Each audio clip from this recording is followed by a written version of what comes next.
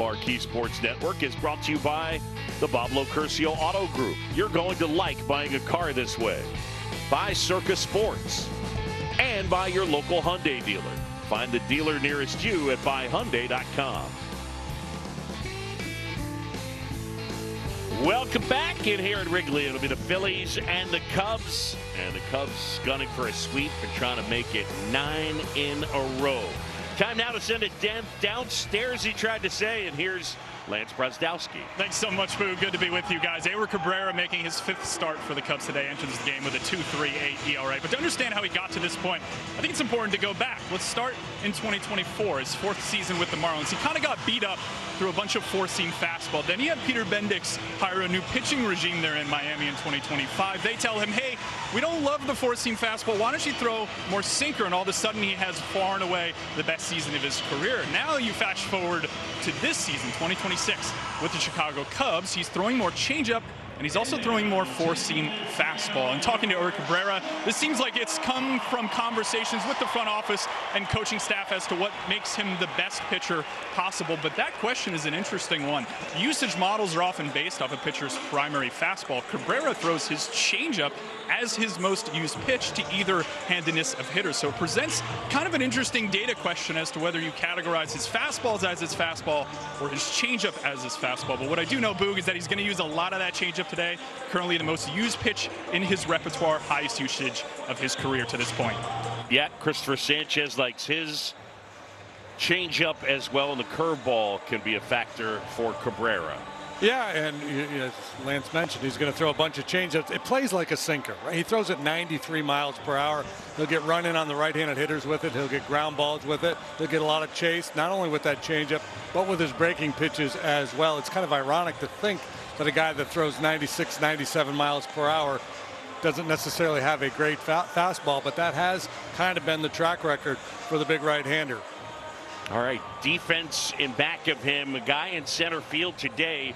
There's Matt Shaw. He makes his first regular season start in center field. He got some work pregame, and he got some help from his teammate, the Gold Glover Pete Crow Armstrong, was out there. I checked around and asked. Nobody asked Pete to go out and do this. He just went out. He and Matt are friends, same age, and Pete with some instructions, and then just moments ago, some final instructions. Sun, wind, positioning. And it's pretty cool to see a guy who's only got a couple years in the league taking it on himself to say, okay, here's some of the things you need to be on the lookout for. Yeah, well, for. you know, regardless of his experience, he's one of the best defenders in the sport, right? So you'd love to get PCA's take on things. Cabrera pumps in a strike to Trey Turner as we are underway. And a swing and a miss. Time for the Liberty Mutual Insurance field coverage. Since the start of last year, PCA has gotten the bulk of the starts. Man, if you had Willie Castro as next most, good for you. Alcantara, and then single starts by Brujan, Suzuki, and now Matt Shaw. 1-2 to count. Cabrera fires. Oh.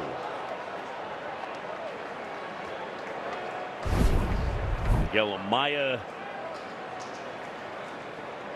our catcher today. Cubs catchers have been really good with the ABS. Check swing. Did he go? No swing, says Edwin Moscoso.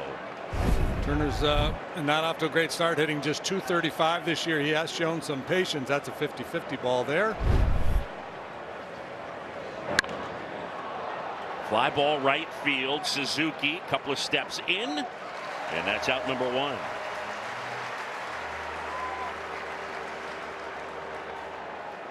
Yeah, one thing to keep an eye on today, Hunter Wendelstedt, the home plate umpire, at times can be a little big off the outside corner, especially to right-handed hitters right on right. We'll see if that's evident here this afternoon. You had his dad Harry, yeah. Right? Yeah. And Hunter's actually Harry as well. He's Harry Hunter Wendelstedt, but he goes by Hunter. First one to Kyle Schwarber is a changeup that lands in the zone. Cabrera working quickly and drops that curveball in for a strike.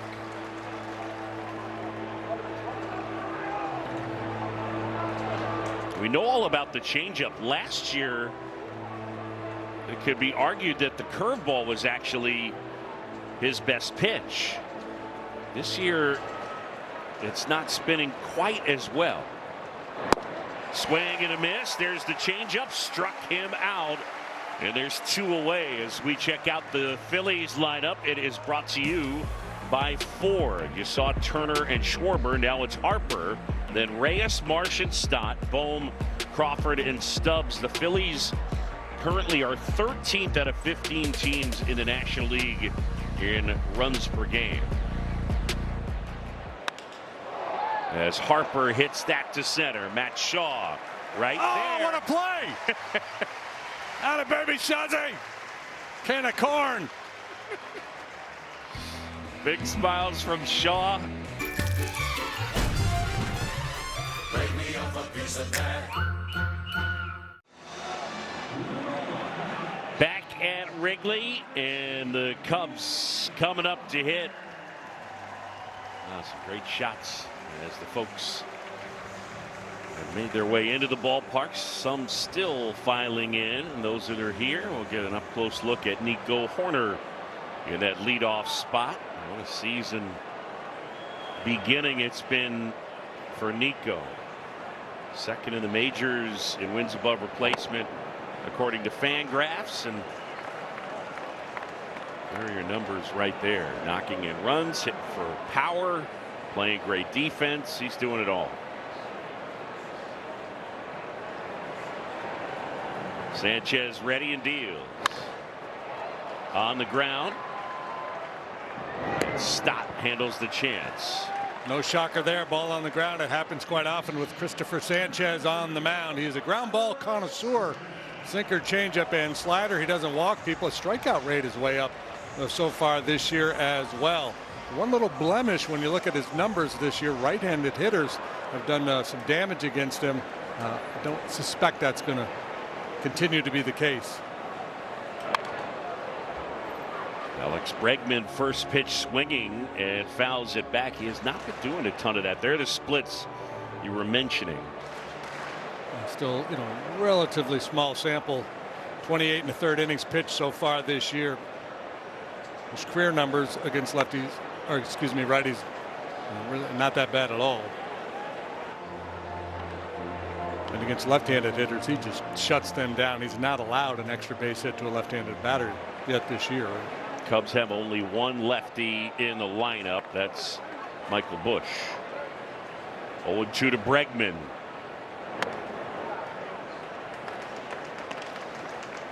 Here's the career left-right splits for Sanchez.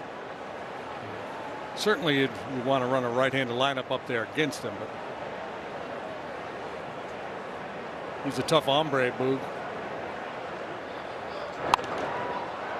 Popped up left side, and that will get out of play.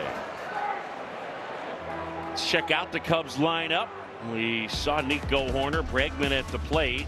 Yeah, the rest of the order. It goes Happ, Suzuki, Kelly, Busch, Swanson, Shaw, and Amaya is the DH. The Cubs are 4th in the NL in runs per game and 3rd in WOBA.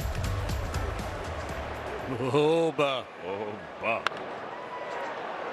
Minor foul down that left side.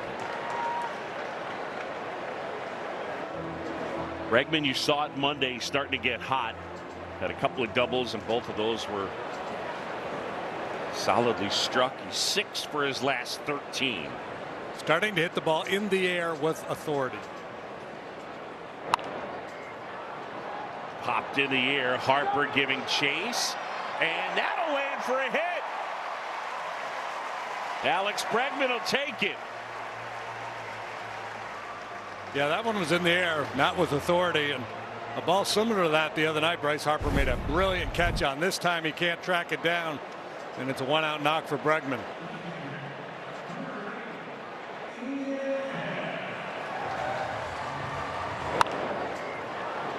Pop-ups always a challenge. Day games here at Wrigley. It's bright, it's windy.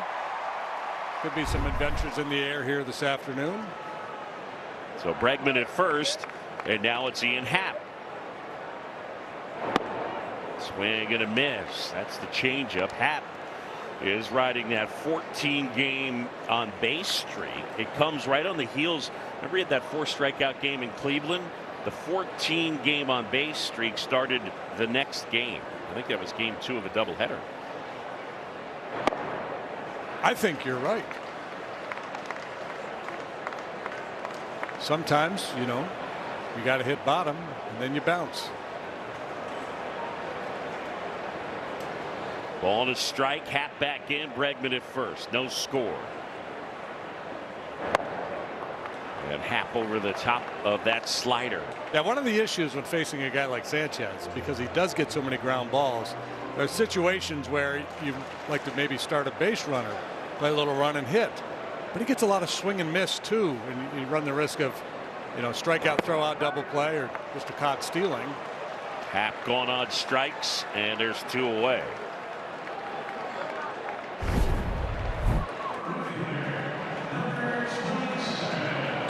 Changeup actually drifts over the inner third of the plate. I don't think that was his intent. 2 down, man at first. And Seiya Suzuki, who's homered in each of his last 2 games. That's a strike. When we saw Sanchez over in Philadelphia last week, I asked Craig Counsell before the game, who do you like in your lineup against this guy? And I think generally it's like, well, this guy's just tough on everybody. But Suzuki was one guy that he thought might be able to do some damage against him. On the ground is short. Turner charges, fires on the move. Suzuki is out, and the Cubs leave a man. End of 1, no score.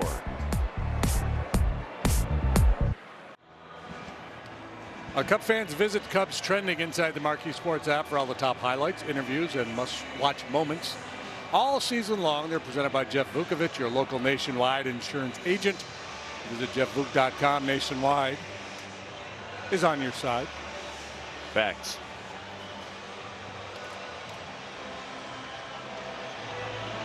Edward Cabrera back at it.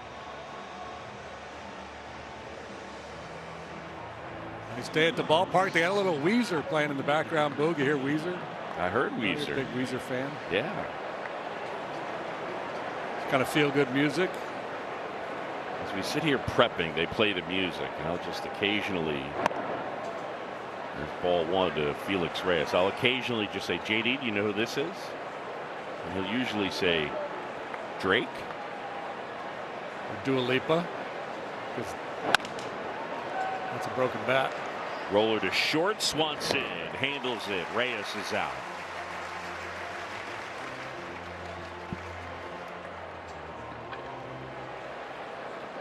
JD, I was watching MLB Central this morning. Yeah, it's a fine program. It is a fine program. It's a fun program. Yeah, they have fun. It's fun and baseball-y. Yes. They can nerd it out with Detective D-Row. But he was going over the Cubs and talking about how the Cubs have turned grizzly, and that this is that's a little bear theme. I got you. Yeah. As Marsh hooks that one foul down the line. But just the idea of in the National League, you anticipate the Cubs heading out to LA, but in the National League you think about, okay, so who are the teams potentially that could knock off the Dodgers? And he was just talking about Cubs offense, Cubs defense, and saying that is in the air out towards right center field, way back, and that one is gone. And Marsh has given the Phillies a 1-0 lead. It's the first homer that Cabrera has allowed this year. That was fairly grisly from Marsh. Home run number 3 for him. 425 feet. It's a 2-seamer and just kind of drifts right over the heart of the plate. And Marsh puts a charge into a number 3, and the Phillies have the lead.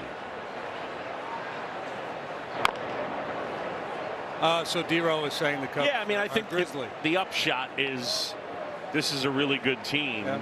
And probably if there's an area where they're going to need to find answers either within or outside, it would be pitching.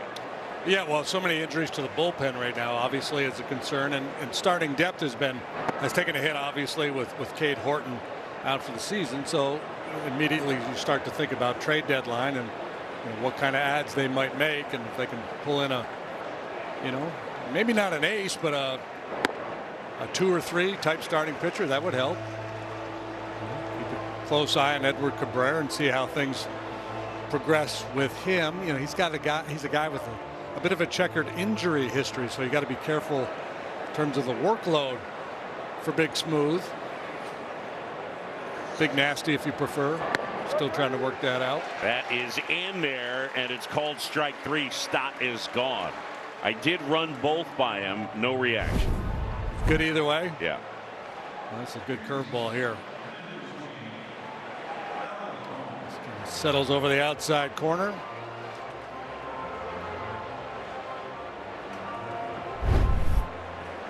Two down. The Phillies had the lead on the Marsh homer, and now it's Alec Bohm. And a fastball misses up and in. Bohm at 146. Lowest average in the majors. Been a tough start for him, both on and off the field. And there's that curveball that finds the mark.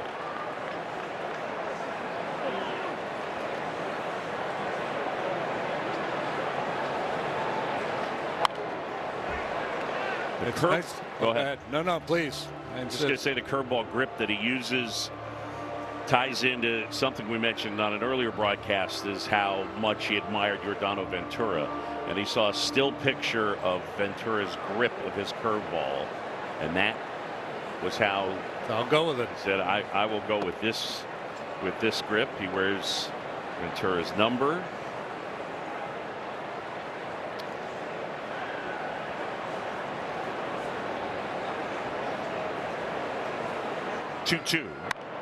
One of the great cliches in this game is picking brains. Somebody's always picking somebody's brain, right? So now you don't have to pick a brain. You can just go to YouTube and see how a guy holds his curveball. And just leave his brain alone. Swing and a miss, struck him out. And Cabrera bounces back after the homer. Carson Kelly will start it off for the Cubs as they come up. Bet $10, get $150 in bonus bets. Fans in Illinois can purchase Cubs Charities 50-50 raffle tickets starting at 10 a.m. through the end of the game at Cubs.com/raffle, or from a raffle ambassador at Wrigley Field through the 8th inning. They're clad in yellow. They're nice folks. Happy to take your Kern. Your loot.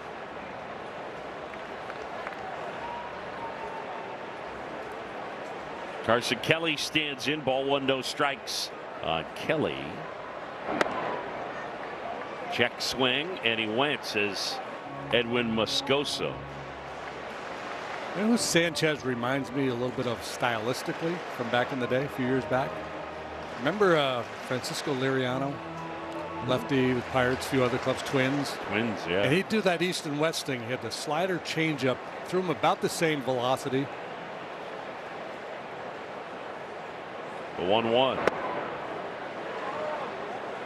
Yeah, he first really learned his stuff before he had the Tommy John surgery when he was teammates with Johan Santana with the Twins.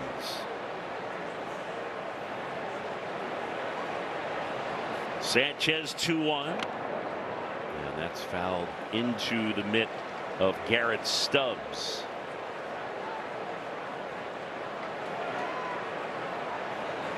Phillies lead at 1-0, bottom of the second.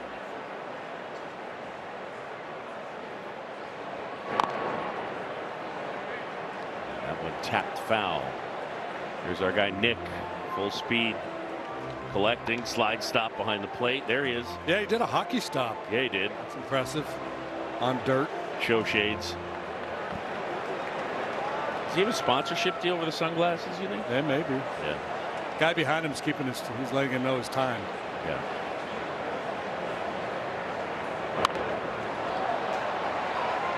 So you got there and back 2.6 seconds. Don't get distracted by the alligator behind home plate. Watch this. He's got some great Jordans. Jordan 1 high tops. Yeah. Very nice.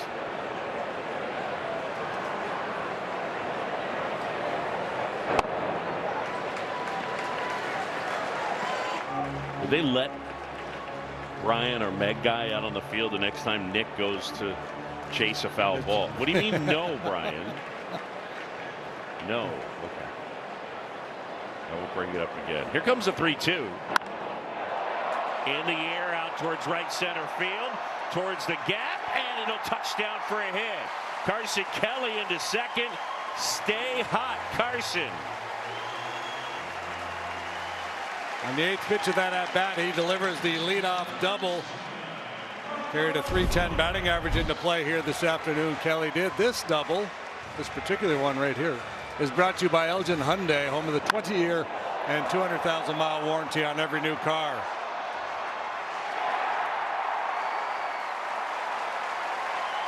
Type it.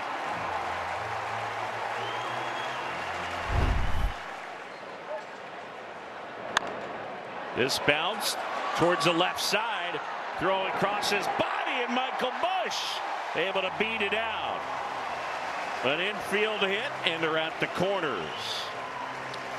Yeah, Turner had a decision to make there. They had a shot at Carson at third base. That was not going to be an easy play either, as Bohm had to really hustle and retreat. So you see Turner take one quick peek. He was going to have to hit a moving target. Yeah. No, there was no easy play to be made there.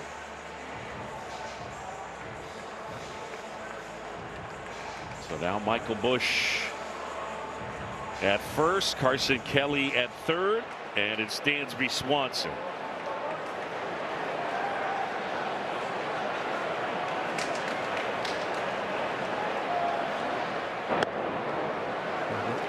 The one home run that Sanchez has allowed this year came to Dansby. We got a challenge here.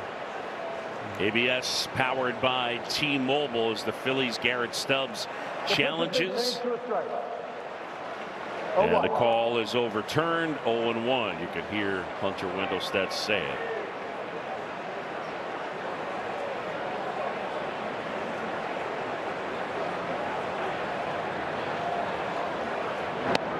Swanson swings and misses. Here's that home run Dansby hit off Sanchez last week in Philly. It's kind of a different one because Dansby doesn't hit many in that direction.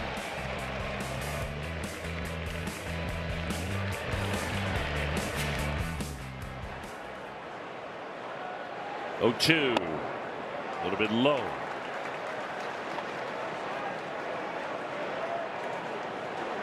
Sanchez was tied for the lowest home runs per 9 ratio in MLB last year. They gave up 12 in 202 innings. That's punched to right. Marsh towards the line, makes the catch. Tagging from third is Carson Kelly. He's in, and we're tied up 1-1. Swanson does the job. The game going the other way on Sanchez. Not a home run this time, but it gets one home. Just, get the ball airborne in that situation is so important. Stay out of the double play. Stay inside the ball. Drive it the other way.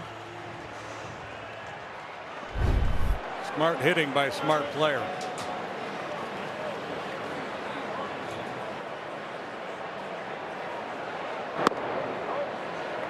First one to Shaw is in for a strike. And at the Cubs first rounder out of the University of Maryland. He did make a couple of starts in center field in spring training. 2 to be exact. He played 14 total innings in center.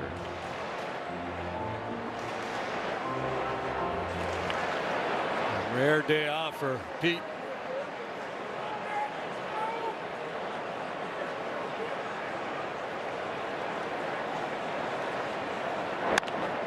On the ground towards the hole, sliding and knocking it down is Turner. Everybody's safe.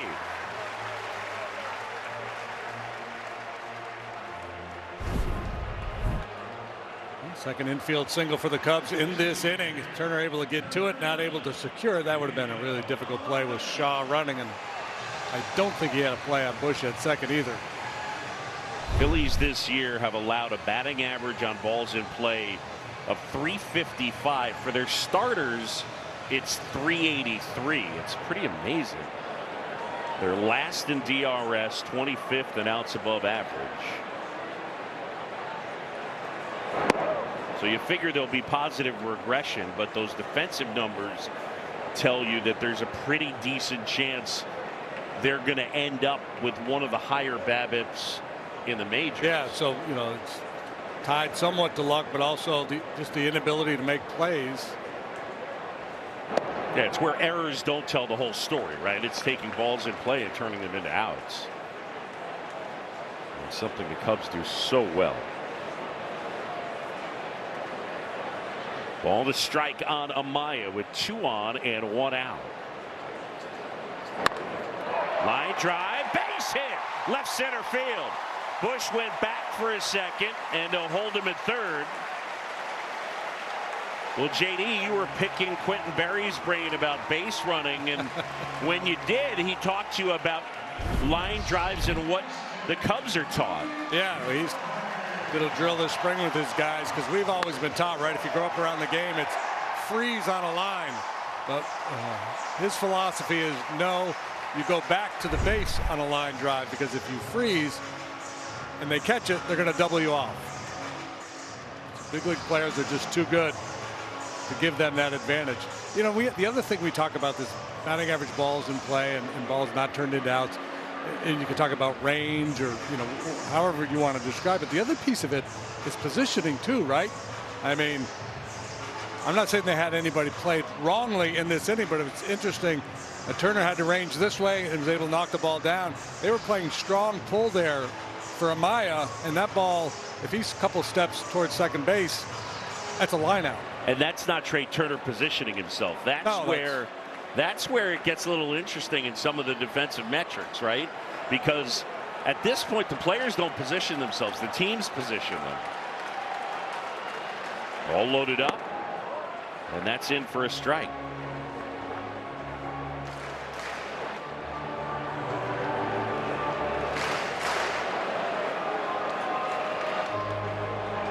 Bush at third, Shaw at second, Amaya at first. And Mr. Rispy Business, Nico Horner at the plate. One of the things that has made Nico so good this year is he's keeping the ball off the ground, hitting it in the air with authority. A lot of line drives, certainly more slug. Gone deep 4 times already. On the ground to third, Bohm up with it, steadies, throws to the plate, and they force Bush and keep it tied at 1. Yeah, good base running there by Michael Bush, going way inside the line there to create a little bit of a tough angle for Bohm. So he had to reset before making that throw home.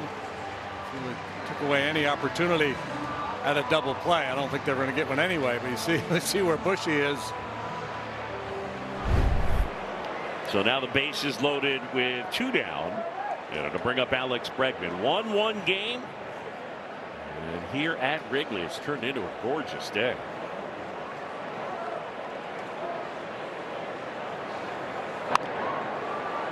Look out, Q. You just don't know how many chances you're going to get to put a big inning together against a guy like Sanchez. It's a big at bat early in this game for Bregman.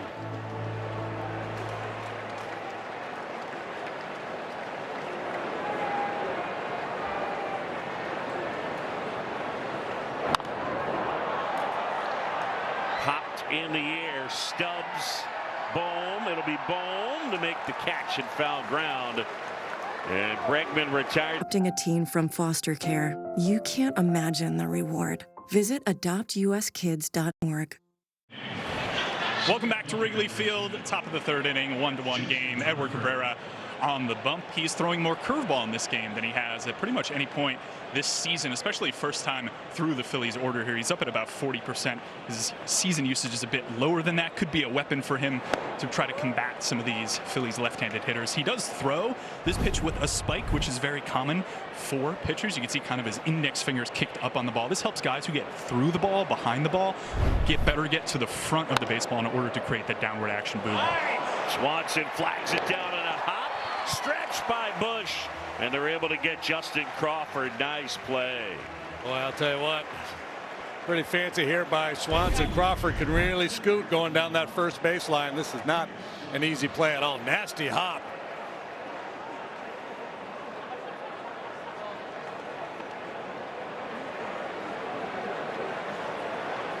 Cabrera's like, hey, it's fun pitching in front of these guys. Garrett Stubbs here. Stubbs getting a chance to start as he was called up when they put Real Muto on the IL with that back issue.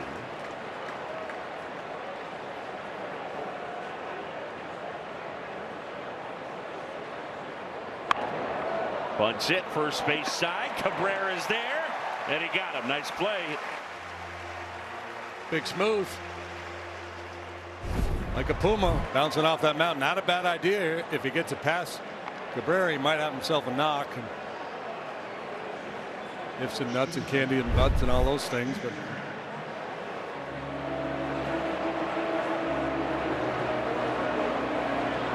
if ifs and buts were candy and nuts, that's how it goes. Yeah. Carry on. Is there any more to that song? Oh, what a sweet Christmas it would be, or something to that effect. 1-0 to Trey Turner. Skied to right. Suzuki shading his eyes. And a 1-2-3 inning on 7 pitches for Edward Cabrera. We're midway in the third. It's 1-1. Ace's Yard Record. Live odds brought to you by Bet365, where winning is everything. And it's Ian Happ to step to the plate. Happ, Suzuki, and Kelly against Sanchez.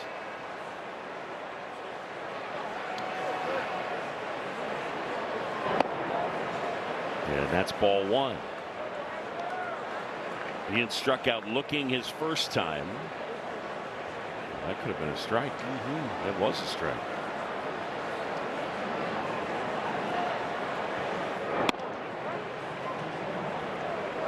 Now it's even. Yeah, and I'm sure that was a strike.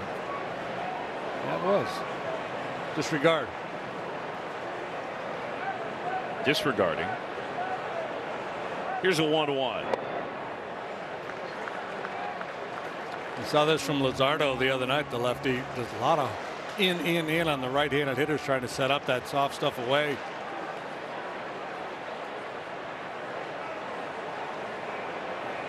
Two 2-1 to Happ.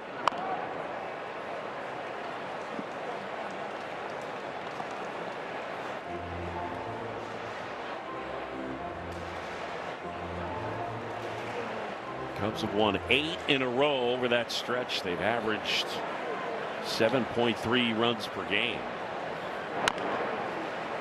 That's the third. Bohm charges, fields and fires in time, and Happ is out.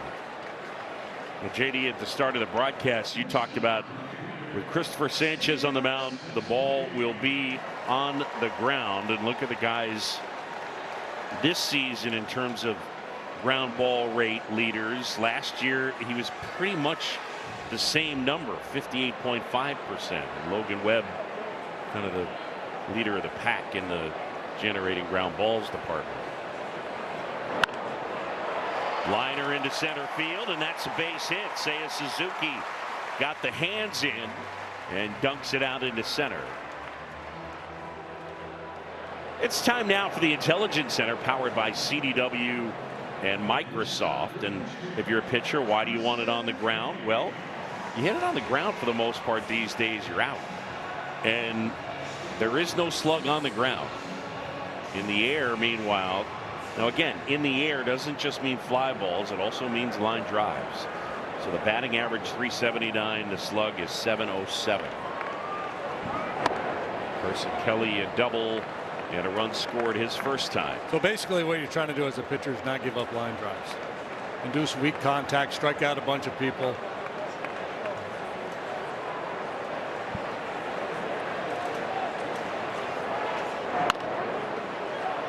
Bounce towards third, off the glove of Bohm. Everybody's going to be safe. Carson Kelly has another hit. Well, that's third infield hit for the Cubs here today. You talk about batting average balls in play. I mean, this one's right down the line.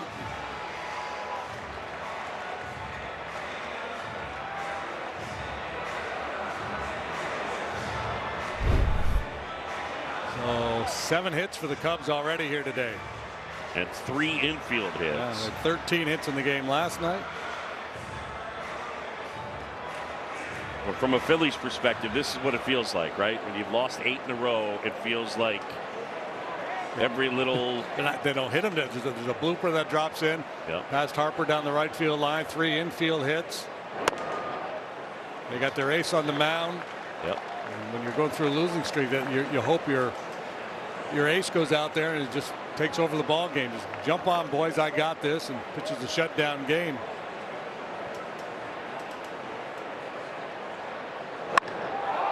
High fly ball drilled center field. Crawford back, looking, gone. Michael Busch, a 3-run homer, and he's gone deep in back-to-back games. Bushy starting to heat up, and it's 4-1 Cubs. That is the first extra base hit that Sanchez has allowed to a left-handed batter this year. And just the 5th home run he's allowed to a left-handed batter in his career. That's how rare that is.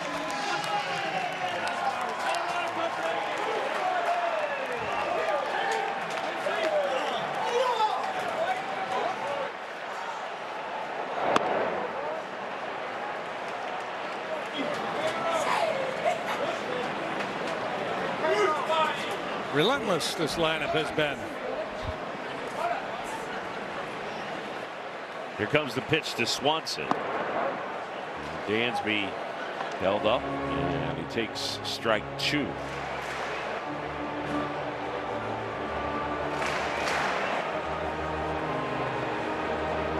Cubs have homered 10 times in 7 games against the Phillies this year. Michael Busch.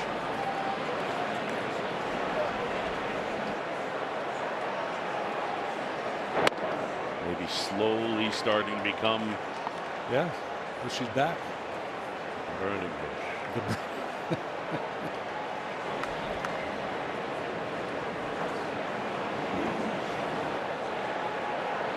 The 1-2. Line into right field. That's a base hit. Dansby Swanson. Man, this is impressive. Time now for a home run replay. It's brought to you by Toyota, official vehicle of the Chicago Cubs. Boom. Michael Busch unloads. That's the 5th home run that Sanchez has allowed to a left-handed batter. 520 batters faced in his career, left-handed batters. It just almost never happens. There's a strike on a slider.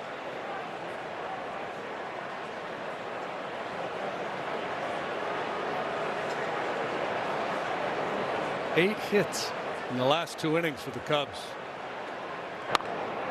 9.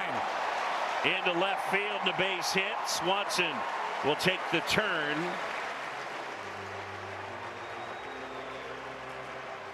Saw Shaw acknowledging the dugout. Did you see Dansby after the single? He gave a little. He did all the things, but it was like, yeah. Here, watch him. He goes through the, I love you, and then, yeah, and sort of, whatever. Yeah, look, I'm obligated to do all these hand signals to my teammates. Yeah, I'll touch my nose. Okay.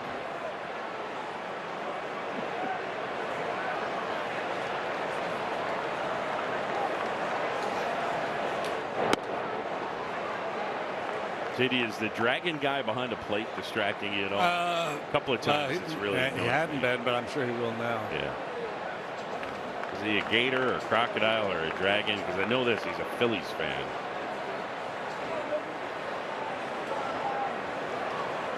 And he's got a Flyer jersey on. Bounce towards third. Sliding play by Bohm. From his knees, he throws out Amaya. That's a nice play.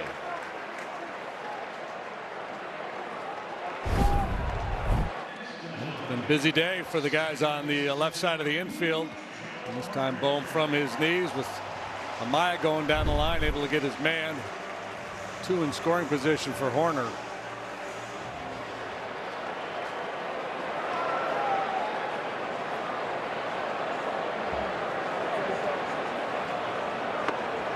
Ball 1 to Nico, who's 0 for 2. He's grounded to second and grounded into a fielder's choice.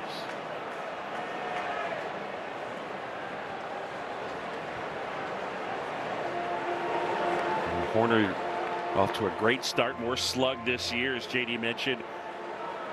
Fewer ground balls, more pull in the air.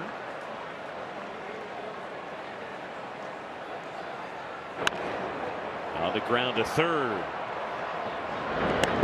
And Bohm throws him out. The Cubs come up with 3 runs, including 1 big swing of the bat as Michael Busch.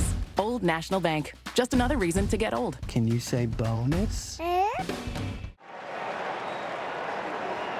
Michael Busch homering in back-to-back games, and he's given the Cubs a 4-1 lead. Edward Cabrera pumps in a fastball for a strike. I beg your pardon, that was a changeup. Yeah, well, therein lies the challenge of watching a Cabrera start. Is that a heater or a changeup? It's just a couple of miles an hour difference.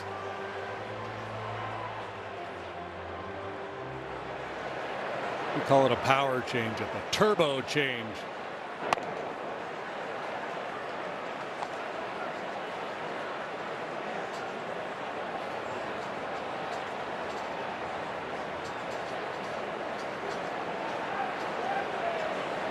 Here comes a 1-1.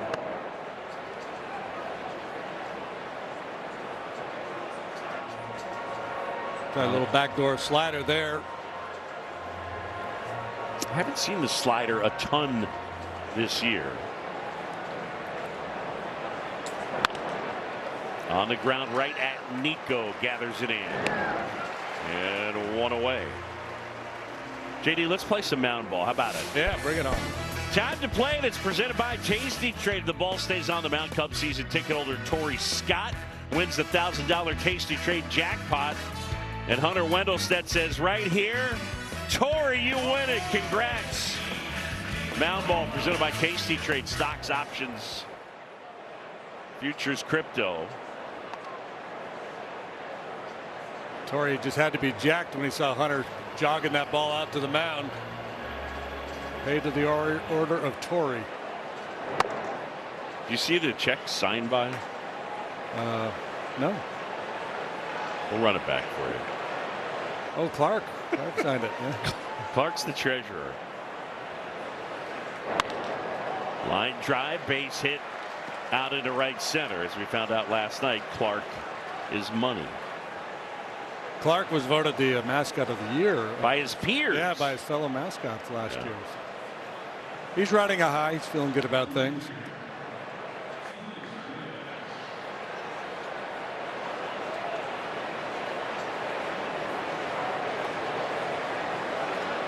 So Harper with the knock. Here's Reyes. And a fastball for a strike.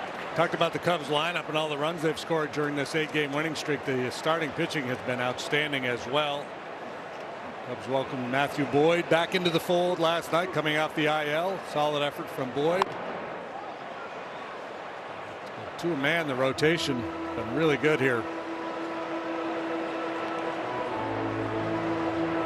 Craig Counsell, even with the injuries to Palencia and Maton and Harvey's, been able to put together the innings puzzle. And now time call. Ben Brown's become a big part of that. Ben able to go out there and give him multiple innings every time he pitches. Quality innings at that.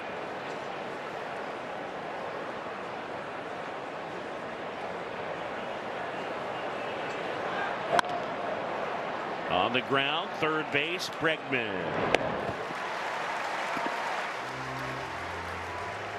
Take a look at Ben Brown's work from last evening. He went 2 1/3, allowed 3 hits, no runs, struck out 5. Coming in relief of Matthew Boyd. For the record, he's credited with the win. With a nasty curveball to Turner. Getting on a bit of a roll here is Brown. It's good to see.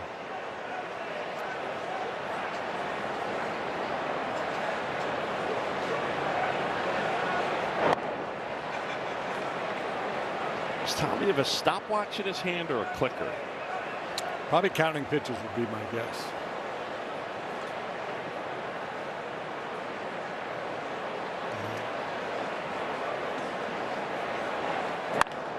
On the ground, that's through the left side hole and a base hit.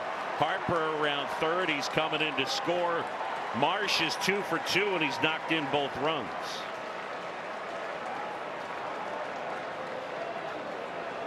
Showing some versatility. The long home run to the pull side, and now stays on this changeup. It's a mistake. It's up, belt high. And he's able to bang it through the infield on the left side and played Harper.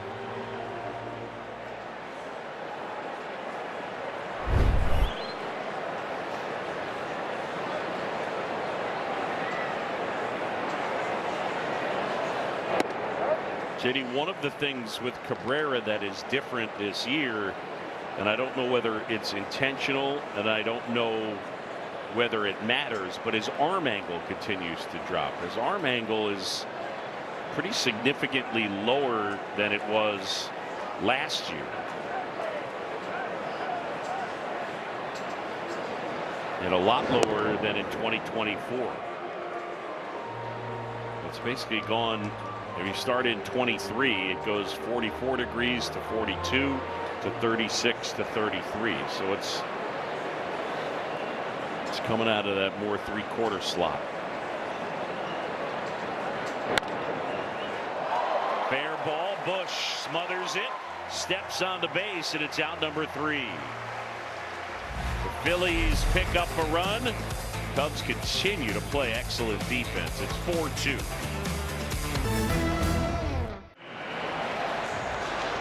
Bottom 4, Cubs coming up to hit, and it'll be Bregman, Happ, and Suzuki. And now time called. The baseball has gotten loose. There's another one of those baseballs trying to escape.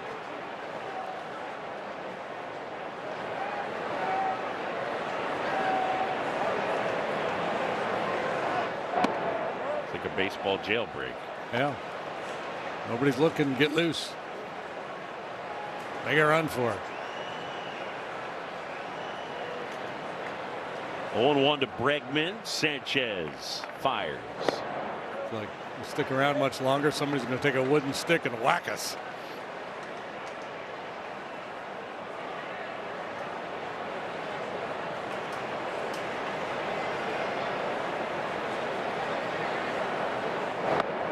Check swing on an 0-2, and he held up. Doesn't it feel like it the score should be more lopsided than it is? I feel like that's been the case throughout this series. Cubs about hit him 10-3. They've left some change on the table. 6 left on already. Is that a phrase? Some change on the table. Money on the table. I like it. Meat on the bone. Well, meat on the bone is. It's the second strikeout for Sanchez, who has allowed 10 hits through 3 innings. The most hits he's ever allowed in a game, 12.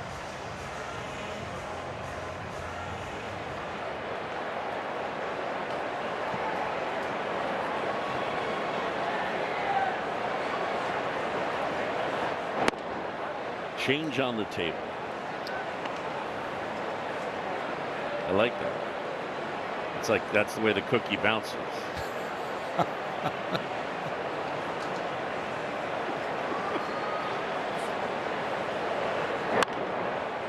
I think I'm getting my sports jargon all jumbled up like loose change in hockey. That's my buddy Dan Lebitard. His dad would actually use the phrase, "That's the way the cookie bounces." Poppy.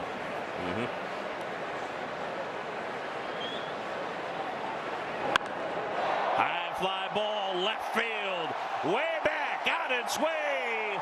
Hello, Waveland. Ian Happ with number 7. I think that's number 3 from the right side. Maybe a second, but right-handed Ian contributing as well as left-handed Ian. A no-doubter, 429 feet. I mean, the wind is helping a little bit here today, but this ball is absolutely clobbered. The home run brought to you by Hefty strength you can trust.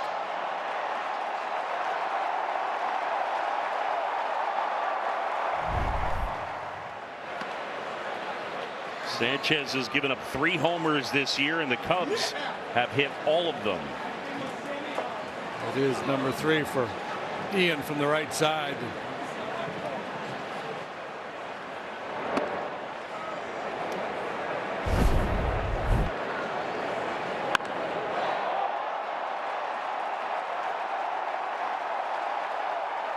He's waving goodbye.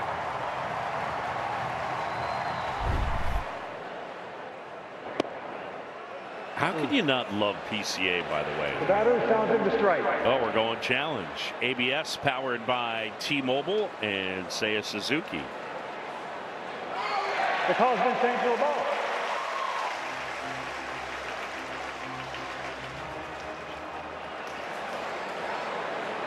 So now it's 3-0. All right, so you'll see guys wear sweatshirts and so forth. PCA is wearing his jersey top and a sleeveless hoodie over top of his jersey. He's got a signature look. There's no question.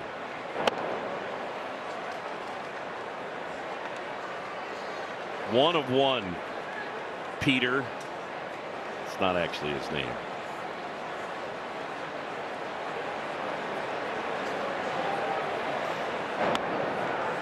And Suzuki will take his base. Ian Happ going deep. For more on that, we send it downstairs and check in with Lance Brozdowski. Yeah, Ian Happ this year has been absolutely barreling the ball. I sometimes think of life as a game of trade-offs. Ian Happ swinging and missing a bit more this season, but his barrel rate, as you see on screen right now, is right next to some guys that I don't think you'd historically think of him alongside. Jack Caglione, some of the highest exit velocities in baseball. Ellie De La Cruz again.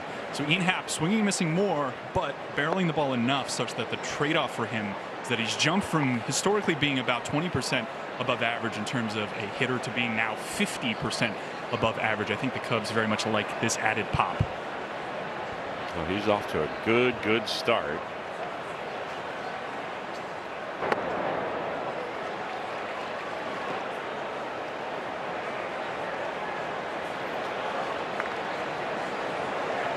Remember Happ, I think it was opening day actually, and from the right side he flew out to left on a ball that probably should have hit off one of the buildings. Bohm picks it up, goes to second for 1, on to first, not in time. So JD, I think going forward we should say he has 4 from the right side. Yeah, and he hit 5 from the right side all last year.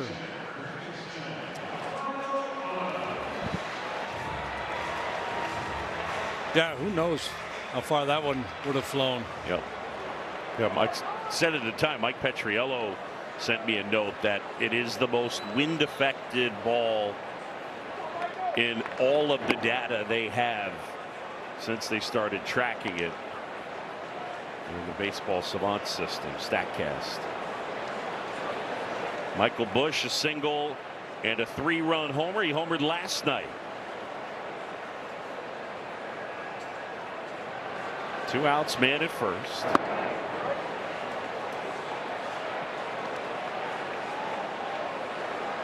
I wonder how many times this guy has given up 2 home runs in a game. Can't be that often. 12 all last season.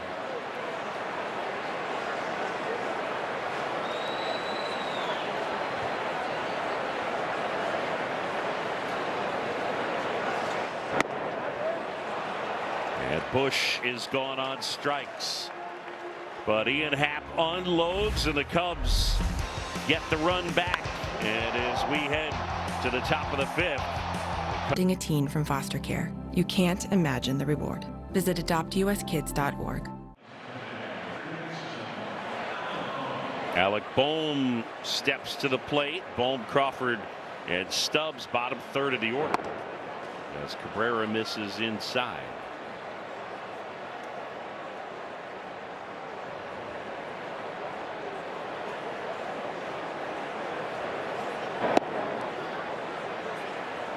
That was close, but it missed, and now it's 2-0.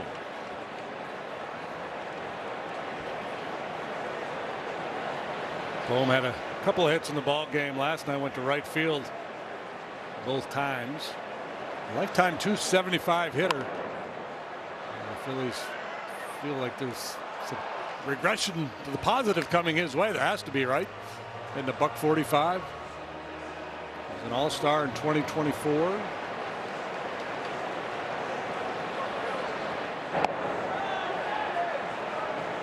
Check swing, he went. Good thing they asked. 2-2.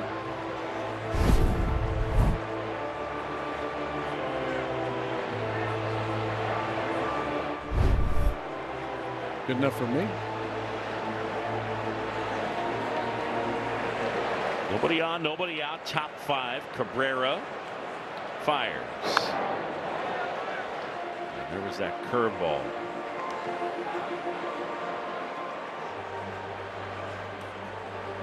Oh, focus. That's camera guy humor right there, isn't it? Oh. Flashed foul.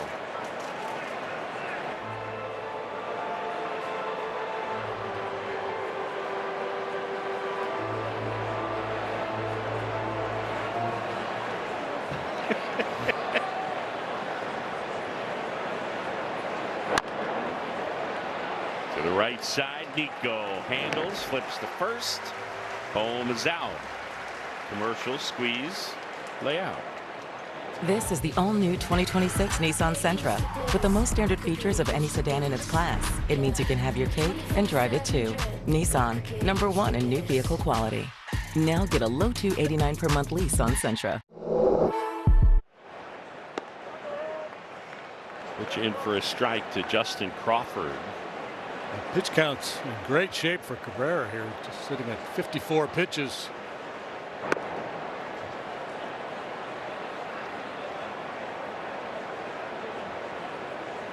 You see the inning by inning breakdown. The 1-1. Chopped up the middle. Horner jumps and throws. Bush the pick. Ow! And Nico Horner saying thank you. Dansby Swanson saying well done, Michael Bush. Rob Thompson saying we want to think about a challenge. They will not. Boy, play the game, fellas. The defense has been outstanding again here today. There's Dansby dealing with that nasty hop. And Cabrera on the would-be bunt. No, not on my watch. Michael Bush made a play like that a couple nights ago. That's to third. Bregman steadies and fires. And a nice easy 1-2-3 inning for Edward Cabrera. Don't forget about Nico. Great choice in the jump throw, and Michael Bush. It just got better at Wendy's. It's the bottom of the 5th. John Shambi, Jim DeShays, Lance Brozdowski. Now the Cubs enjoying a 5-2 advantage. It'll be Swanson, Shaw, and Amaya. Cubs giving PCA the day off. Matt Shaw making the start in center field. And ball 1 to Dansby, who's knocked in a run with a sac fly and single.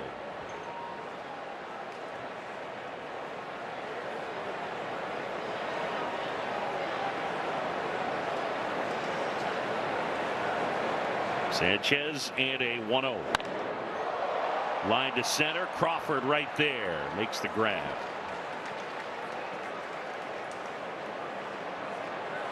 One up, one down. And here comes Matt Shaw, who's got a couple of hits.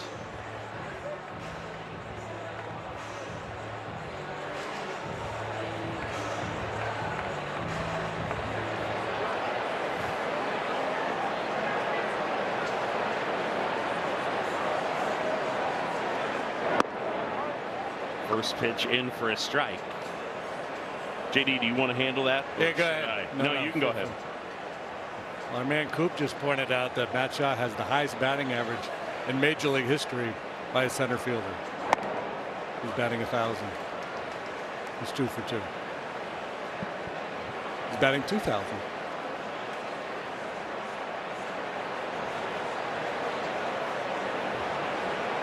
Here comes a 1-1. And it's bunted foul. Well, Matt came into play today batting .333 with a .567 slugging percentage against left-handed pitching.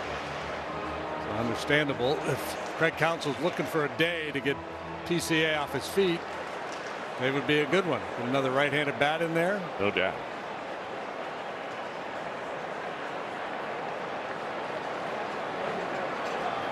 Shaw's season's gotten off to a good start offensively. Average currently sits at .305.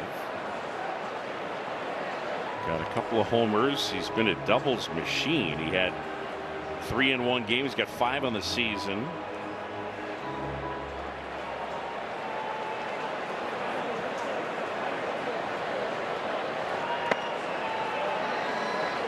Stubbs holding it there for the extra second. But it missed by a smidge. 2-2. 1 out. Bases empty. 5-2 Cubs. Sanchez. And now it's 3-2.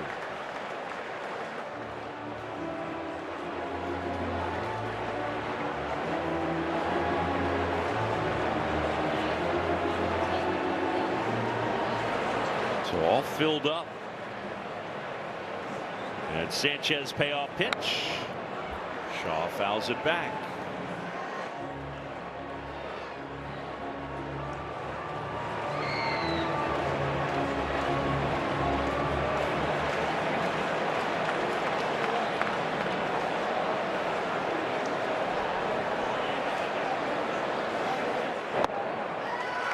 Is ball 4. Downstairs, and here's Lance. Yeah, Matt Shaw walking right there. The league walk rate this season is actually the highest it's been since 1950. I think this is a direct byproduct of the ABS kind of shrinking the strike zone. Zone rate for pitchers is down, but the more interesting thing to me is that hitters seem very much aware. Hitters' swing rate is down, and as you ask around the Cubs clubhouse, Nico Horner says the best version of himself is when he's more passive until 2 strikes. Dansby Swanson acknowledged that the ABS makes it easier to take borderline pitches. Bregman said stuff is 5 to 10 times better than it was when he debuted in 2016, so we kind of thought it was inevitable we would get to this point. Shaw takes off, no throw to second, and a stolen base for Matt, his second. So Shaw the stolen base, and yeah, I mean, by most accounts, ABS has really lowered the top of the zone by maybe an inch or so. I do think it's interesting in today's data world that overall swing rate is down as well. So the data shows the strike zone is slightly smaller and hitters are obliging. Anecdotally, to me, I feel like the high breaking ball gets called more, or is in the zone more than than historically we thought. When you watch baseball and you see that high breaking ball, you think, oh, that's not a strike. And then when they take a look at it, it is. It is. Yeah, it's catching the top of the zone.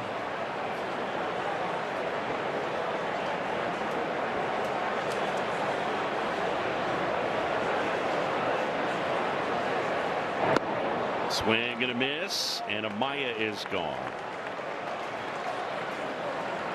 Yeah, I was talking to Caleb Cotham before today's game about how the ABS is impacting the zone. The big thing he thought in congruence with JD's point about kind of the top of the zone changing is he thought it would kind of force guys to play the east-west game a bit more because that barrier really hasn't changed too much. The top and the bottom is really what's changed.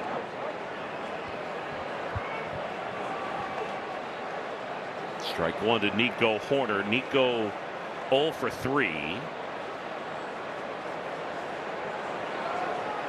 Shaw at second. Cubs lead 5-2. The 0-1.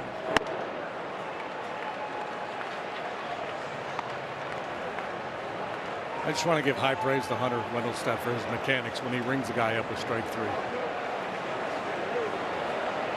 What's he do? Real good arm action. He gets after it.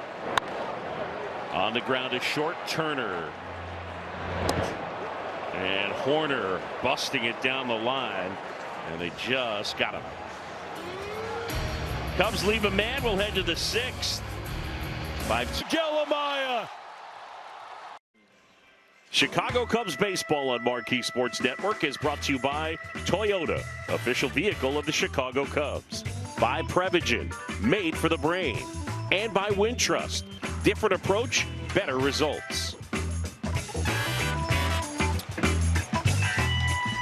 Joe Obvious tweeting, happy 112th birthday to Wrigley Field and happy first birthday to my son Miles. Yes. Happy birthday, Miles. Look at Miles, man. He's ready to go. No doubt. He's a big-time Cub fan like his dad.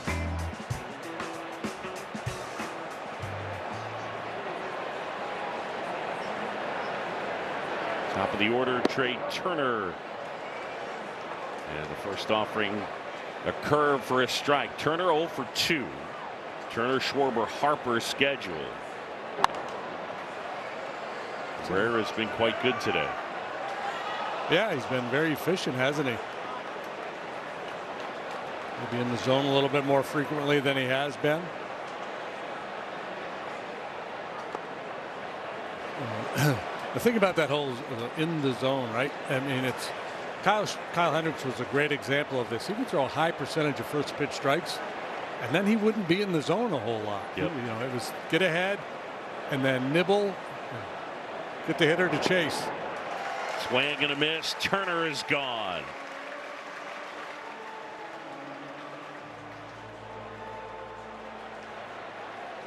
Now Cabrera this season entering today at the lowest in zone rate in the majors, minimum 20 innings pitched. Today, entering that last pitch, it was 54.4%, so it's been a good bit better. But you saw right there, the big league average is 47%. So more than half the pitches that are thrown by big league pitchers are actually not in the strike zone. Yeah, that whole adage about pounding the zone is a little bit overplayed. Swing and a miss. That's a changeup. Look at that low zone rate. You're going to find Shota Imanaga's name pretty high on that list too, because that's what he does. You throw strike one and then he'll get you to chase that split. Yeah, and ultimately it's about making balls look like strikes and strikes look like balls, right? Magic. Yeah. It's the art of illusion. World of illusion. Who do you say that?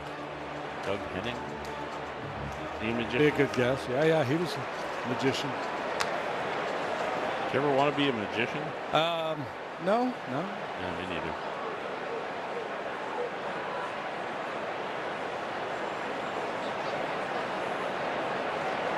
The 1-2. See you later. Schwarber taps his head. And it's a challenge. ABS powered by T-Mobile.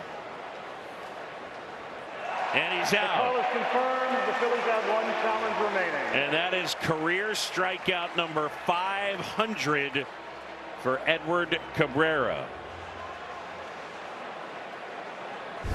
A nice round number. Did he throw that baseball out of play? Hunter, I told you he's got that big, cranks that arm up, but he couldn't finish it because Schwarber challenged. Yeah. Locked him up halfway through. Harper pops it up. Horner with the sunglasses on puts the squeeze on it. Look at Hunter Wendelstedt. Watch him ring him up. Watch that right arm.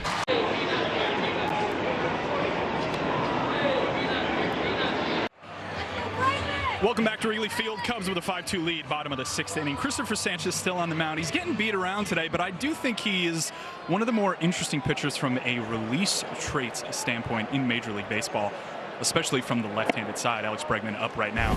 Get a called strike there. Take a look at his delivery. The two things I want to point out. Think about drawing a line between his shoulder and the ball right at release right there, okay? That is a low slot delivery. It's around 30-degree arm angle. But if you look at the ball relative to the ground, he's actually pretty high up. Oh, nice play. Stop. Steals a hit from Bregman, and there's one away. Lance, continue. Yeah, so Bregman actually told me, I brought this to him, and I was like, listen, this combination of his release point and the arm angle is really odd from the data standpoint. Do you find him odd as a hitter? Bregman said, no, I don't think he's odd at all. I just think it's weird that his sinker and his changeup look exactly the same. And talking to Caleb Cotham, the Phillies pitching coach, before today's game, I brought that to him, and I was like, Bregman doesn't think he's that odd. And Cotham said, well, I think what's odd about him is the angles he creates with those two shapes at the bottom of the zone. But the thing is, I'm pointing all this out, the Cubs haven't had a problem at all today with Christopher Sanchez down in the zone on that sinker and changeup. He's allowed 11 hits. Again, the career high is 12 for him. 11 two times this season are his second and third most hits allowed in his career. And Happ swings and misses. He had a homer his last time up.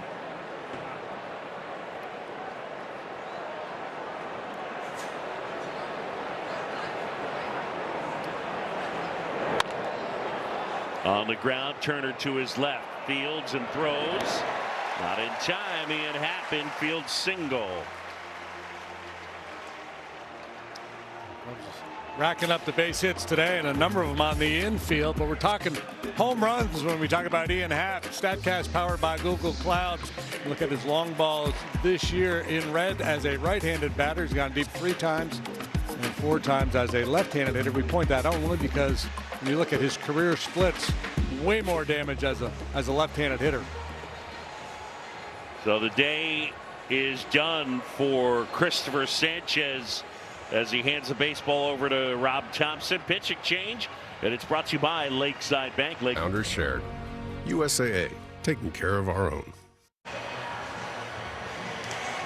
Hey, welcome back, everybody. There's Ian Happ standing on first base. Earlier, he had to run around the bases with a long home run, and sources say that ball is still in the air. And we look at the Cubs home run leaderboard. Ian Happ with 180 now has moved past Derek Lee into sole possession of 13th place on that illustrious list. The longest tenured athlete here in Chicago. We're talking White Sox, Cubs, Bears, Blackhawks, Bulls.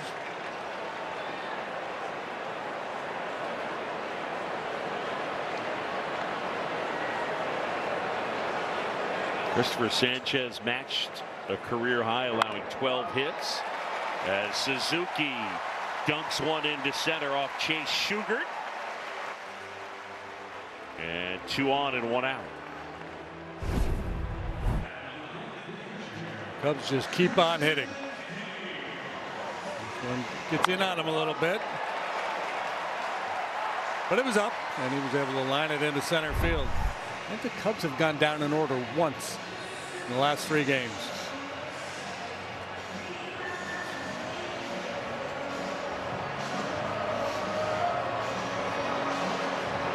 Here's Carson Kelly coming up to the money man.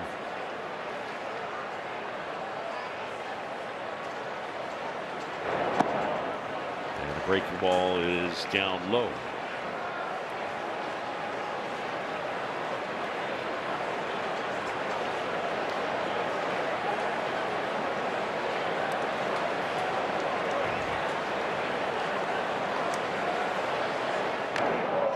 Inside, and that got him on the hand.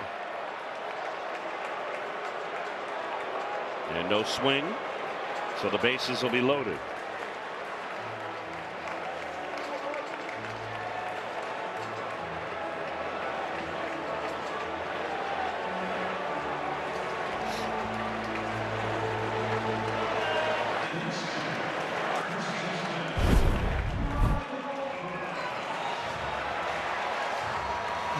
Yeah, brushes the top of his left hand. Didn't you have one earlier this year that was called a hit by pitch, and then they went to replay? And they brought him back, yes. They brought him back, yeah. Spot on there, Boog. Michael Bush hits it on the ground. Almost a bad hop for Harper. Run comes in to score. And the Cubs are on top 6-2.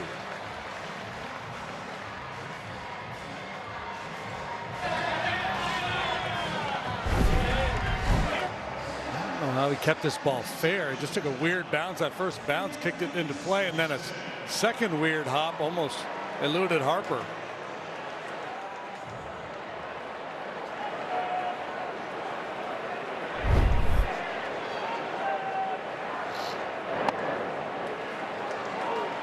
Ball one with that heater to Dansby Swanson, who's 1 out of 2.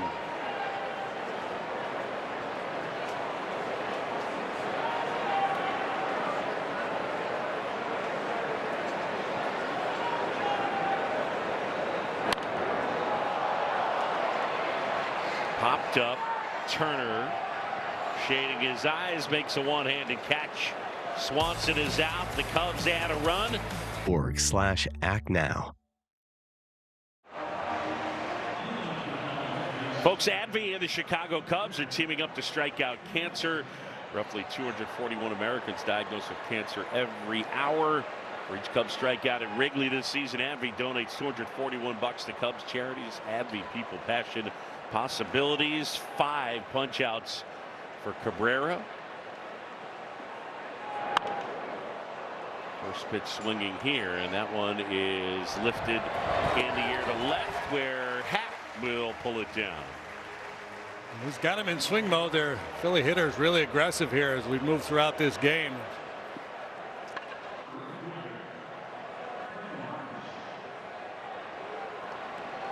He had 11 walks in 22 and 2/3 innings coming into play today, but not a single freebie here this afternoon.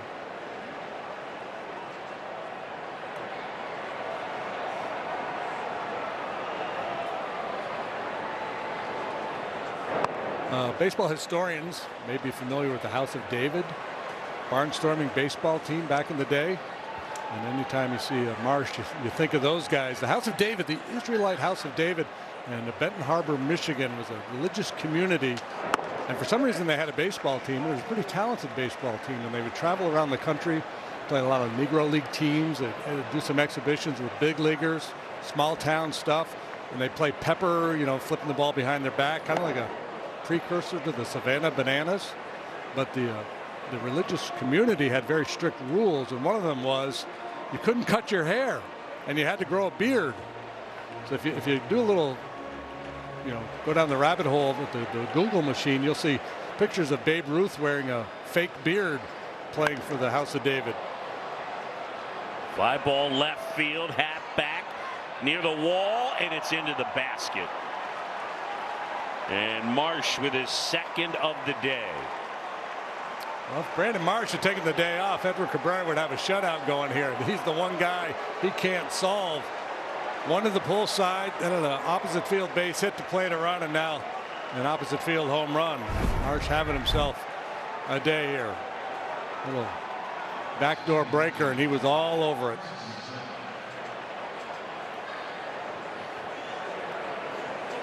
Thinking he's got a shot. Ooh.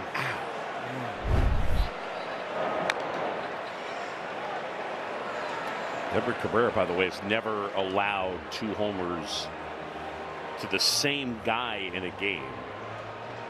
Yeah, welcome to the club. Try 3 on for sides and see how you feel. Did Larkin get you? Yeah. Barry Larkin got you for 3. Yeah. Line drive, and that's whacked into center field off the bat of Stott.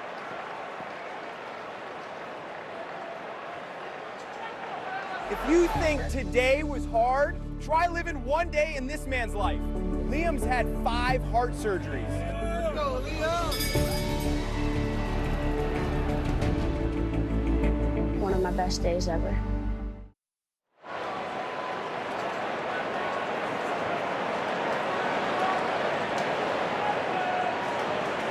Nothing doing in the Cub bullpen right now. One more reach, and I would suspect somebody will get up.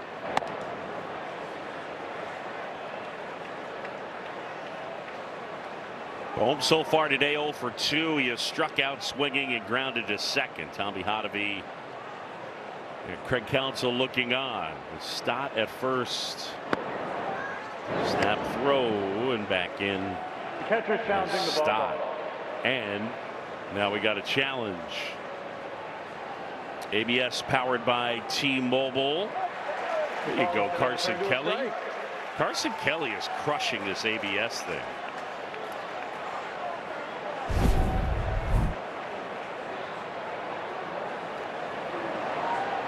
Sometimes it can be a little distracting for the umpire when the catcher comes out to make a throw like that. So a good challenge by Kelly. And that's, there's the 2-second rule about when you can challenge, but if there's a interceding play, whether it's a pickoff attempt, a challenge on a check swing, that you can then challenge the pitch afterward. A 2-second rule doesn't apply in that situation. JD, I have something stupid to say.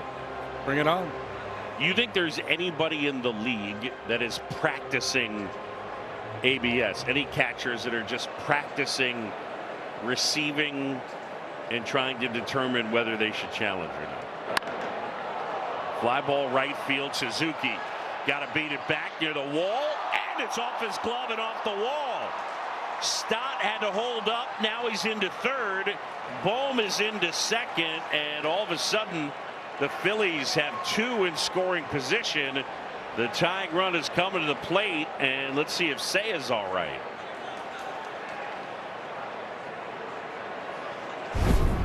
All of a sudden the Phillies getting some pretty good whacks at Cabrera here. Suzuki almost able to make that play. Can't hang on. That'll bring Tommy Hotovy out for a chat, and no doubt will activate the Cubs bullpen. Again, it's a game where it just feels like the Cubs have this huge lead, but I mean, we're one swing away from a tie ball game here.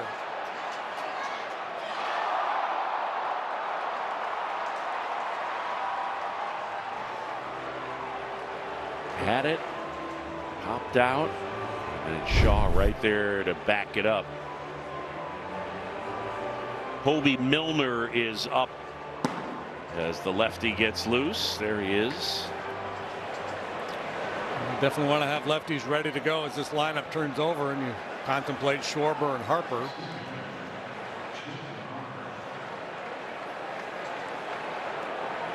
So here we go. 2 on, 1 out. 6-3 Cubs lead. Cabrera. Pitch count still at a very manageable place at 79. So, a manager will contemplate multiple things when he's talking about a pitcher in one, and as you start to work your way through the lineup a third time and possibly even a fourth, you're always wary of that situation. So regardless of pitch count, I don't think there's any way Cabrera faces those boppers there in the middle of the Philly lineup again. Stubbs on deck. A 1-1 to Crawford. Broke his bat. Oh.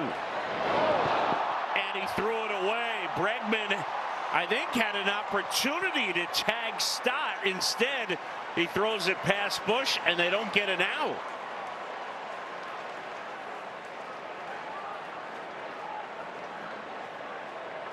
It'll go E5, no RBI.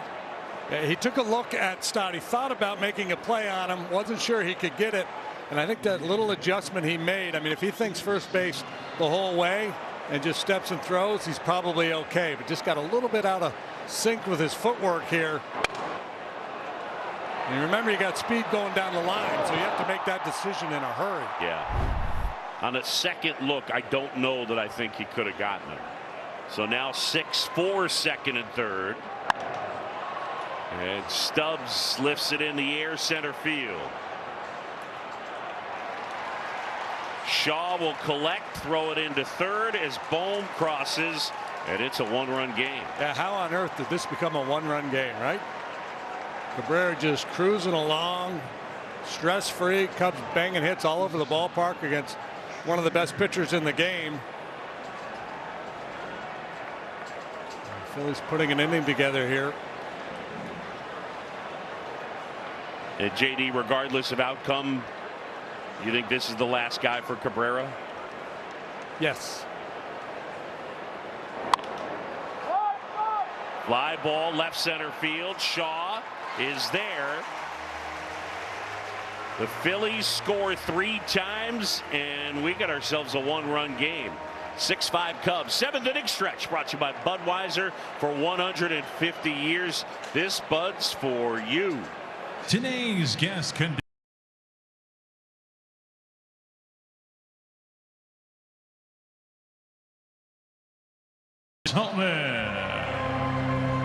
What's up, Cubs fans? What a perfect day for baseball. Sing with me. A 1, a 2, a 3. Take me out to the ball game. Take me out to the crowd. Buy me some peanuts and Cracker Jacks. I don't care if we never get back for its root. Root for the Cubbies. If they don't win, it's a shame. For it's 1, 2, 3 strikes, you're out at the old ball.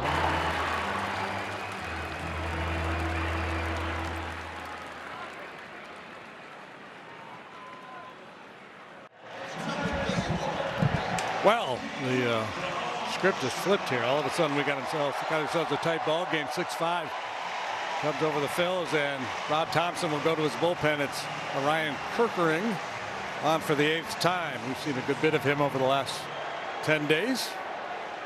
6 2/3 and a 4.05 ERA. Pete Crow Armstrong pinch hitting, and he comes up empty.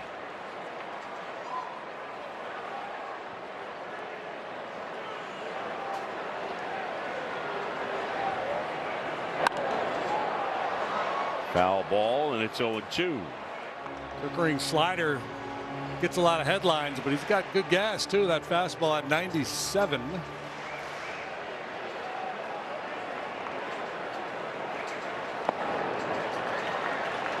Ballesteros out on deck. Council is going to deploy his left-handed bats here. Still has Conforto on the bench as well from the left side. The 1-2 is fouled off at the plate.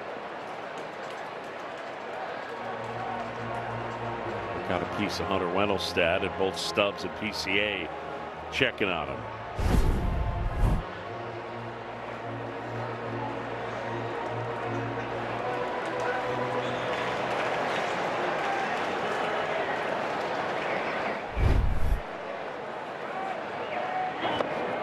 Swing and a miss, and Kirkering gets Pete Crow Armstrong one away here in the bottom of the 7th. There's that slider I was talking about.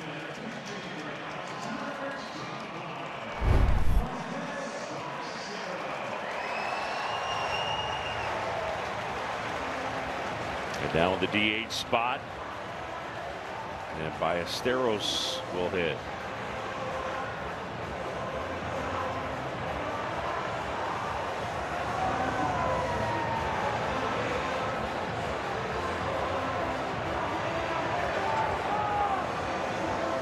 Season off to a really good start, and their main DH against righties.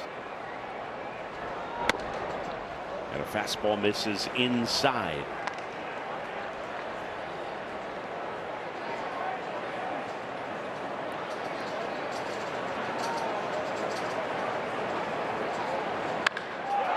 That is ripped into right field. And over there to fish it out is Marsh. Mo Baller just keeps on hitting. Just hanging out one line drive after another. About 111 miles per hour off the bat, off the bench. Cubs have been really good in the pinch this year.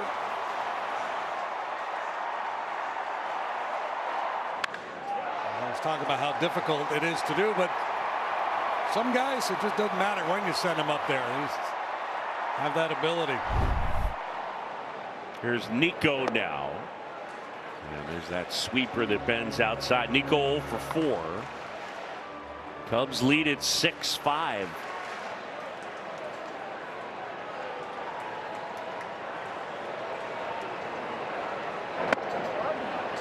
And that's in there for a strike. So far in this series, it seems like whenever the Phillies are able to put a little something together, the Cubs have an answer. Kirkring steps off. Somewhat ironic that the Cubs have 14 hits today and Nico doesn't have any. Todd called Stubbs to the mound.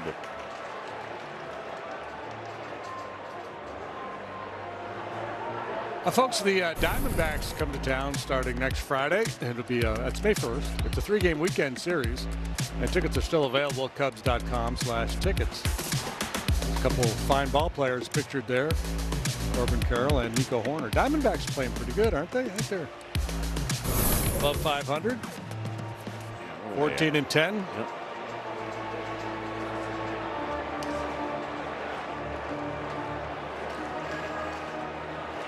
Yeah, they're in second as the Padres and Dodgers are tied for first. 2-1. The NL Central, I believe, is the only division collectively above 500. Yeah, no other division has every team over 500. But I mean, even the total of the divisional record of the entire division, the Central is the only one above 500. In the air, down the line, and foul. See, because I'm lame that way, I look at this sheet they give us with all the standings and I add up all the teams' records. The NL West, pretty top heavy, the top 3, but no, that group would be above 500. Yeah, they are. Yeah. Collectively, that's the only other one. Let me amend those previous comments. Take it back, Jim. I take it back. And stay off my property. You got a little bit of that vibe today. Remember when we were kids, your property was, you protected your property. That's my property. Yeah, get off my property. And Horner will take his base. So first base is now his property. Well, that's good discipline, right? For a guy who loves to hit, willing on a day where he's over to accept his walk. Yeah, no question. Bregman here, 1 out of 4. And that pitch right there brings up kind of a weird note. Alex Bregman has seen the 3rd lowest rate of first pitch strikes in the majors this year. And yet overall he's seeing a lot more strikes, just not the first one. Which is kind of ironic because he doesn't swing at the first pitch that often, so you'd think a lot of pitchers would treat it as a bit of a freebie. That's right.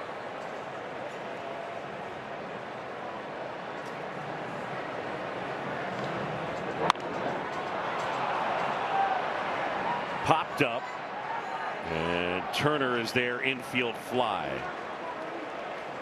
JD, how far did it fly? We're going to find out. It's brought to you by American Airlines, and Ian Happ's long home run as a right-handed batter earlier in the ball game. Look at the breaking ball that he got from Sanchez. He just blistered it. Watch the gauge. 429 feet out there onto Waveland. Score your next flight at AA.com. See if he can get one from this side.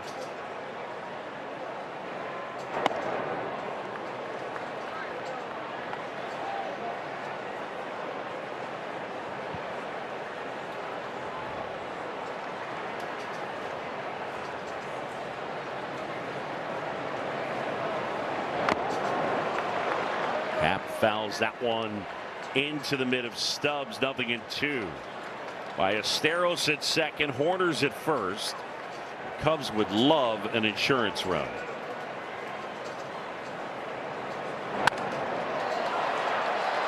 Popped up, Harper there, and he makes the catch. Now the Cubs lead. Marquee Sports Network, your sweet home of the Chicago Cubs. Chicago Cubs baseball is presented by Flight by Yingling, the next generation of light beer. Speaking of flight, that one took flight. Colby Milner now enters the fray.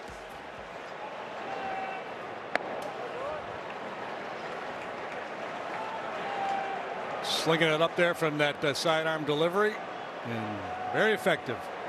11 appearances, a 1.54 ERA.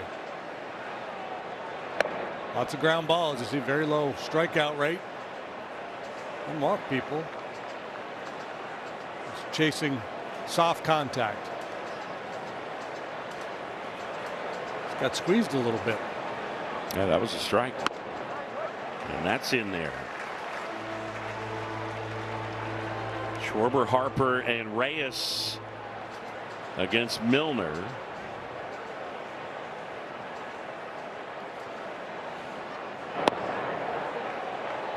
Check swing, didn't go. John Bacon.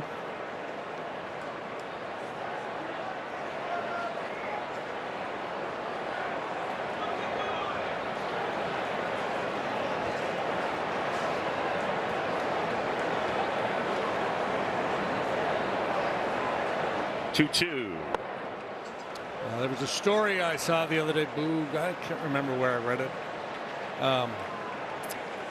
about the evolution of the closer and how that role is changing in the game. Yep. Not as many defined roles. I mean, you want guys that pitch in leverage situations, but not necessarily an 8th inning guy, 9th inning guy. I mean, because this is the inning right here, right? This is it. 1-run game in the 8th, and you got Schwarber and Harper up. Yep.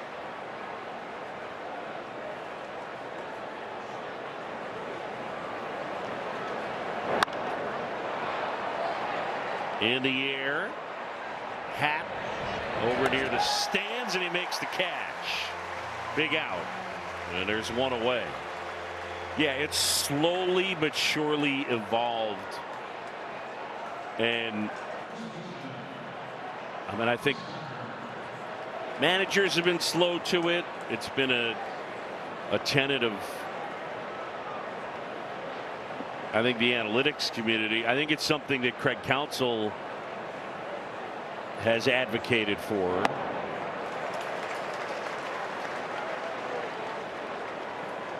But this right here is the biggest threat.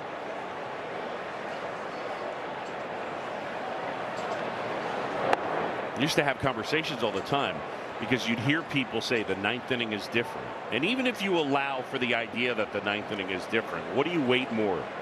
The 9th inning or the quality of the competition? Right. So, and this is a little bit of a murkier example because Milner's so good against lefties with his delivery. But the point being that in the game now, we're seeing an evolution where managers are more willing to use their quote unquote closer or their best guy in the 8th inning, depending on the pocket of hitters that are coming up, as opposed to saving him for the 9th. Or they're having multiple options to finish off games, which, yeah, it seems like we should have gotten there already. No question.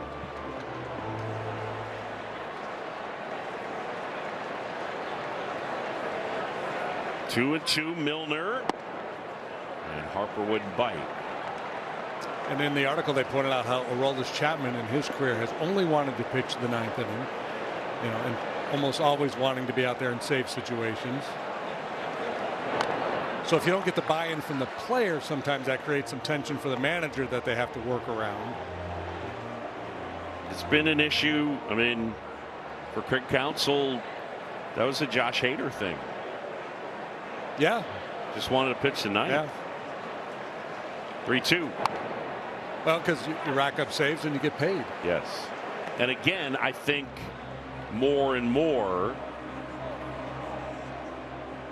it's a little bit like wins. I do think that the money part of it, you know, people are going to be more accepting of it if it's not going to hurt your bank account.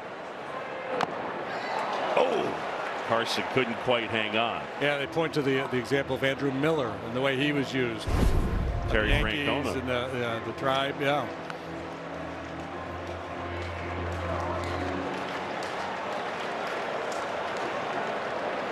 In and out of the mid. 3-2. 1 out, base is empty. And he lost them. And now the tying run is on. Bryce Harper walks. Somebody did a study some years ago, and they looked at winning percentage for teams that had a lead after 7 innings. And they looked at the 50s, the 60s, 70s, 80s, the decades all the way up through, and it didn't change. The percentage of times that teams were able to hold their lead in the 60s and 70s was no different than the 80s and 90s. Swanson to Horner, back to first, save. And Reyes just did beat it out.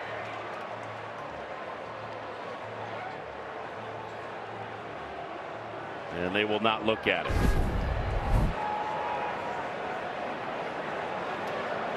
Clearly safe. Big fellow getting down the line pretty good. So that's just my point being that I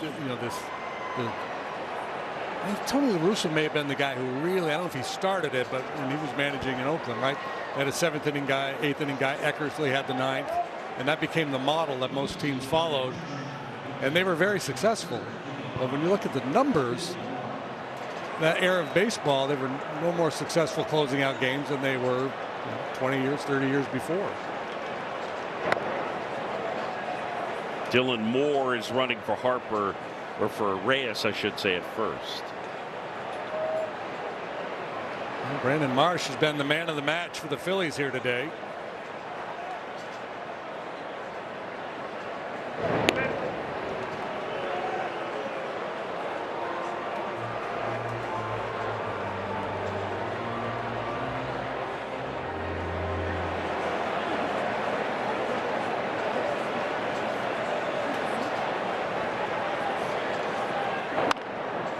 There was a game last year at a point in the season, I can't remember who it was against, but where Daniel Palencia was the closer and he pitched the 8th and somebody else pitched the 9th.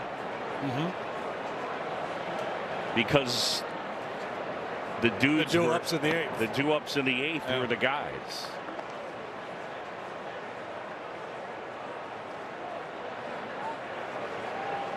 Danny Big Thighs, anxious to get back, no doubt.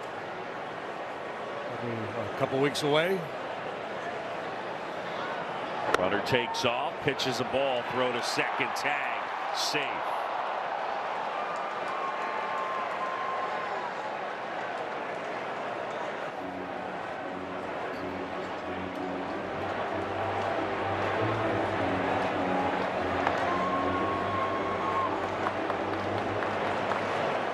A long look at that one in the video room, decided not to challenge, and for good reason.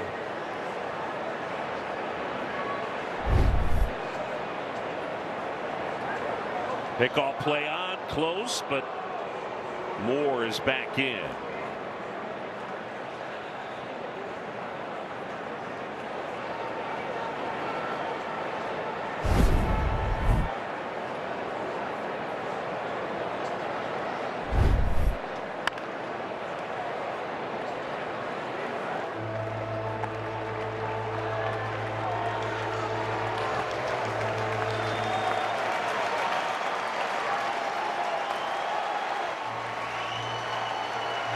Well, here we go. 3-2. 2 outs. Tying run is at second. We're in the 8th. 1-run game.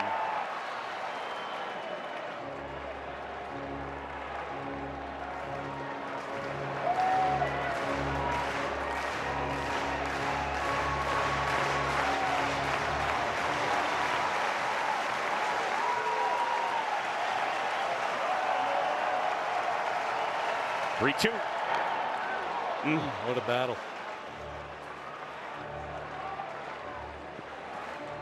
Left-handed batter Bryson Stott is on deck. A couple right-handed options available for Rob Thompson on the bench should he choose to pinch hit if Marsh can keep the inning alive. Man at second, 2 down. Milner. Oh. So close, but it missed. If there any question at all in Carson Kelly's mind, he would have challenged that one. Yep. He has a real good idea back there.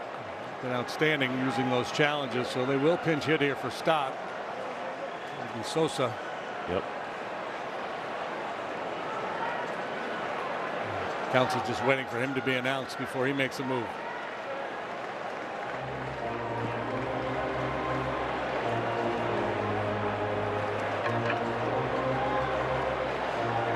Jacob Webb up and now into the game. Hobie Milner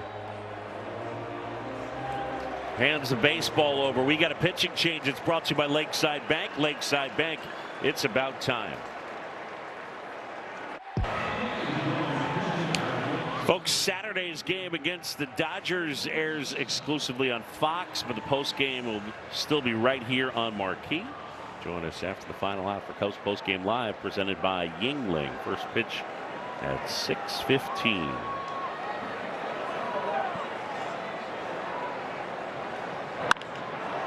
On the ground and through for a base hit. Moore around third. He's coming in to score, and we're tied up 6-6.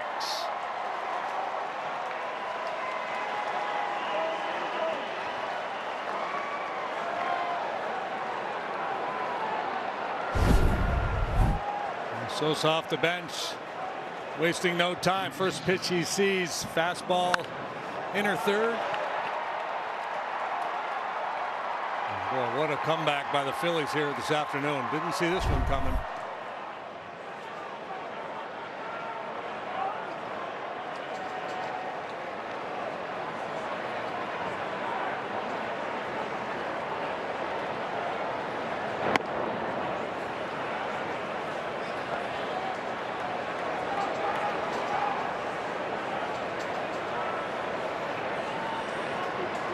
So a game the Cubs led 6-2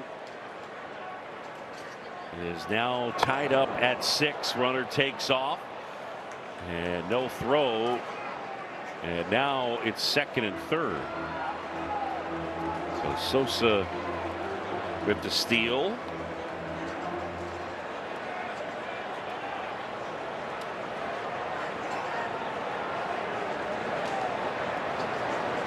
Webb deals.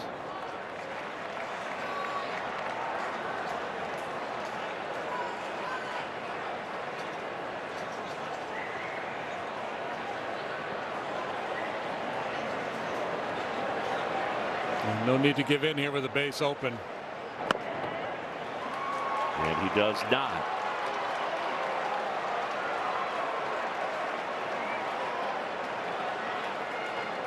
Even with the lefty hitter on deck, because this changeup plays real well against left-handed bats.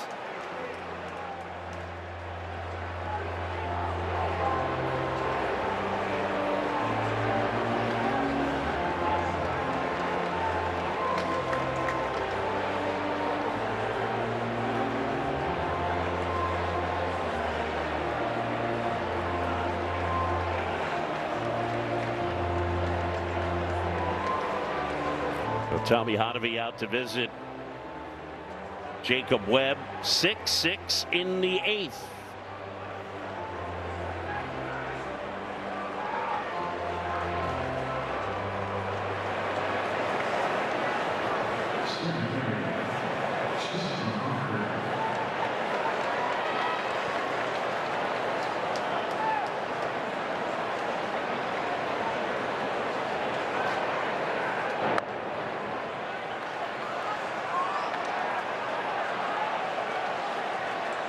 Brad Keller's up in the Philly bullpen. Looks like he'll be next for the Phils.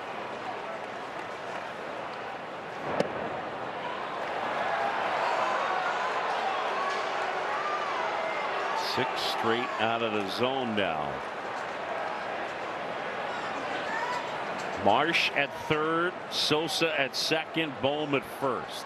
Tied at 6. Top with the four-seam fastball, kind of upper deck, so to speak. think he'd come back changeup here.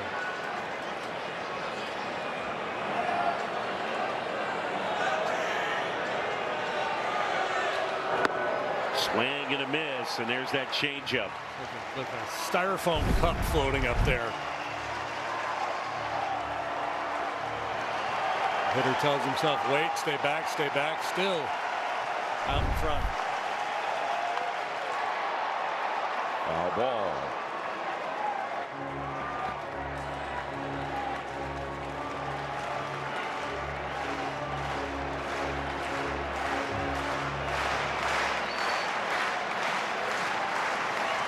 Bases loaded, 2 down, 2-2. Webb deals. Swing and a miss. Struck him out. And the Phillies leave him loaded. But they get the equalizer. And as we go to the bottom. feedingamerica.org/actnow. Beautiful shots from our Megalodon camera powered by Nissan. Shop NissanUSA.com. Brad Keller on here. The Phillies right-hander was part of Team USA in a World Baseball Classic. 3.86 earned run average. Another guy who's been really good at getting ground balls. Didn't give up many homers. And there's a fastball at 97.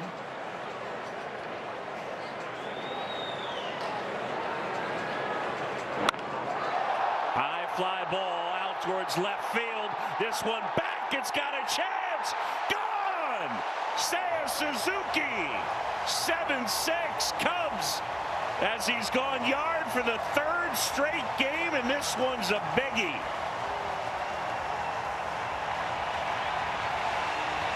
Well, you knew sooner or later the power was going to show up for Seiya Suzuki, and has shown up in a big way in this series.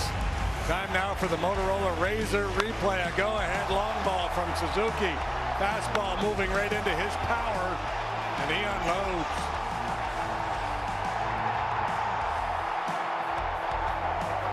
Type that resume. And that one inside to Carson Kelly.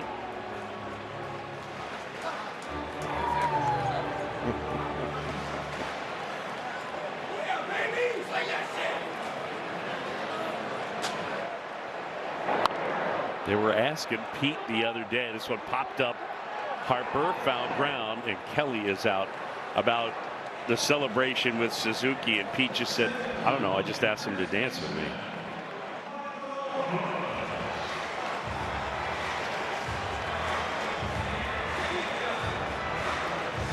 Three straight games with a homer for a guy who hit 32 last year. I feel like that's the nature of it. You know, a lot of home run hitters is to kind of find that swing. They get in a groove and go on a little bit of a run. Well, you said it before, I think, game 2. You made him a key to the game, and you said, you know, this is a team that's whatever our record was at the time, but they got 1 homer from the 330 homer guys, and then that night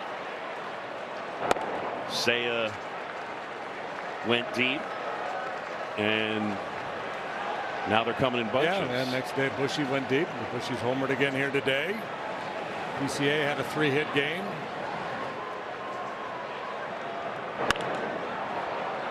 Hard hit. Sosa collects. And throws out Michael Bush 2 away.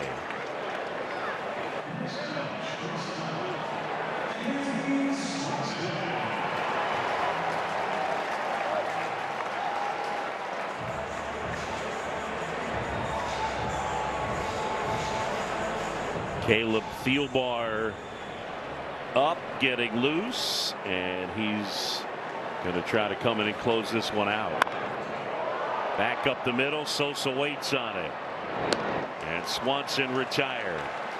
But Seiya Suzuki, a towering home run into the bleachers in left center, and we are up. The Marquee Sports Network app to not miss a moment this season.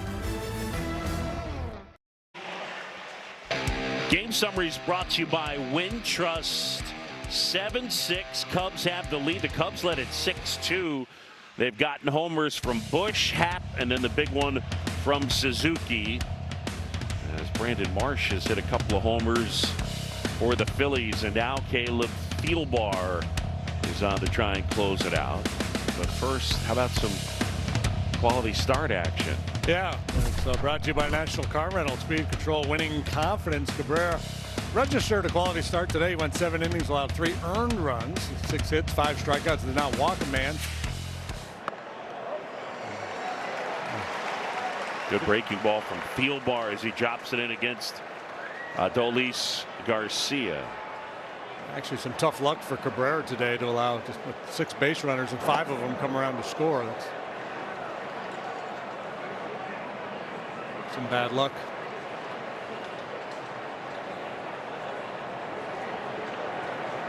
Thielbar, the 39-year-old.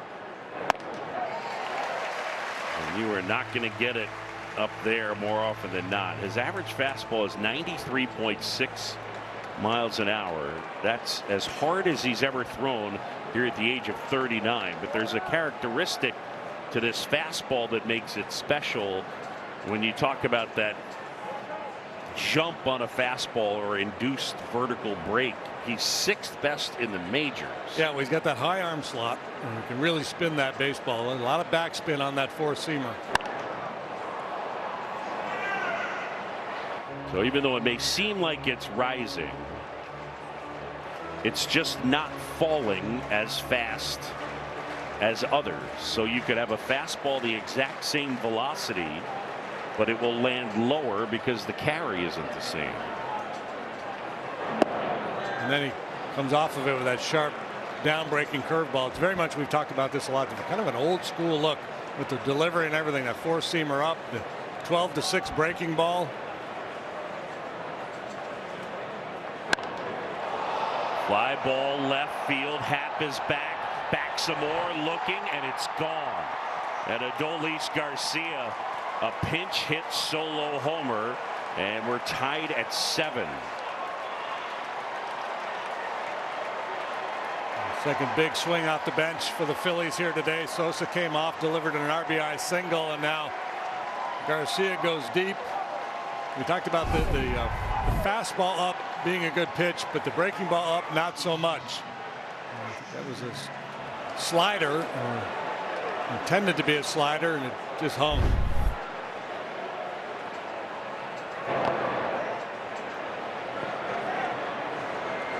Adolis Garcia, his first career pinch hit homer. So we're starting over, tied at 7.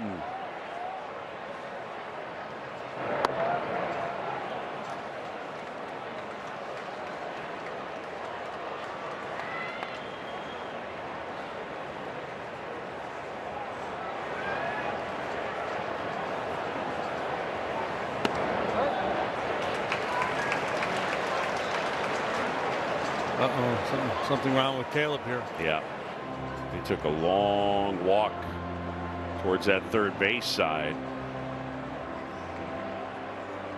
He'll ramp out, and Craig Counsell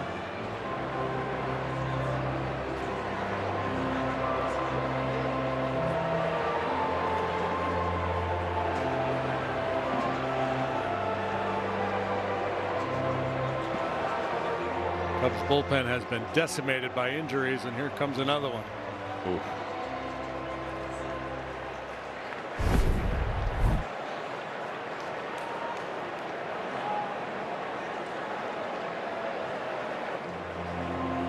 Hammy. Looked like that left hamstring. Yeah, that's where he went for. Yeah.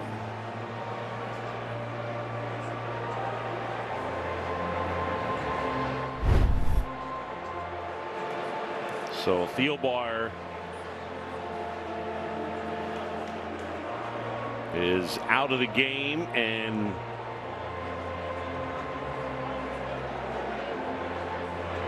looks like Riley Martin. Yeah, it does. Or at least they're putting the pitch comm in his hat, but he takes all the time that he needs. So the Cubs had a 7-6 lead. Martin now replaces Thielbar. Tied at 7. Pitching change brought to you by Lakeside Bank. Lakeside Bank, it's about time.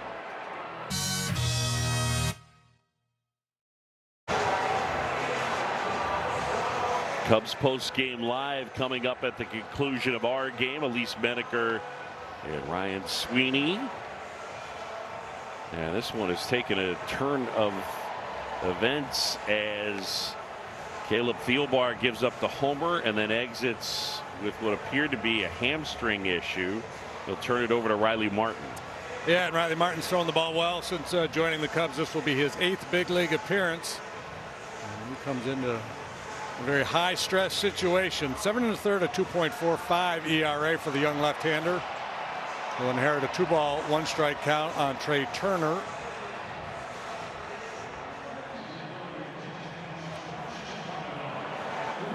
Home run allowed came here a couple of nights ago to Bryce Harper.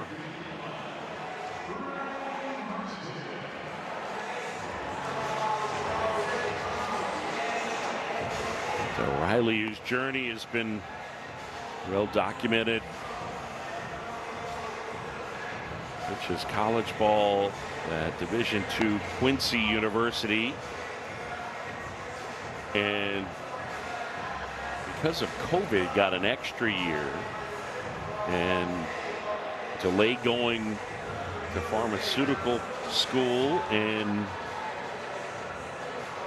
he absolutely dealt his 5th and final year at college, and the Cubs selected him in the 6th round in the 21 draft. Up, here we go. And a dribbler foul makes the count 2-2. Nobody on, nobody out. The Adolis Garcia homer taking some of the air out of the balloon.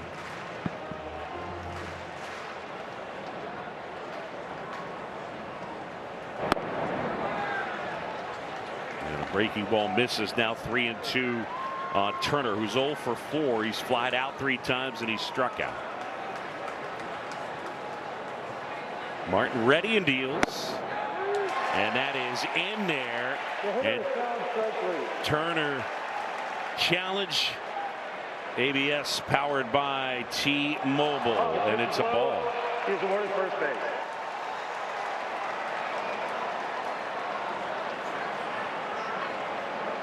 Half an inch. Turns a strikeout into a walk and speed aboard for the Phillies.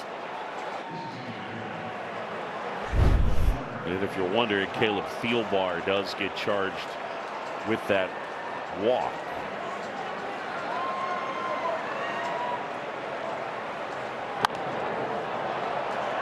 Schwarber pops it up, foul and out of play.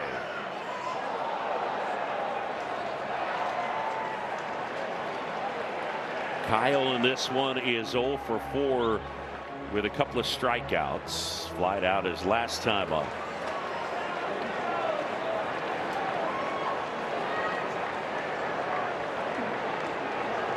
Martin, and again fouled away. Well, can't complain that he didn't get challenged. 95 right through the heart of the zone. The Cubs have been effective against Kyle with the breaking ball down. We've seen some funky swings from Schwartz on that pitch.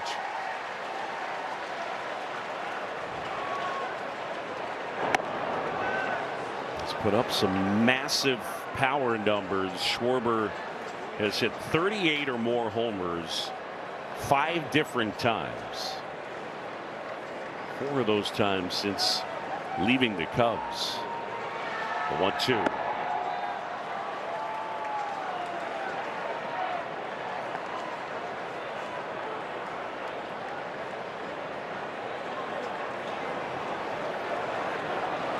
Turner at first. There's nobody out. We're tied at 7 in the 9th. He's been hitting the ball on the ground to the right side a bunch. Oh. Leaning, looked like he got back okay.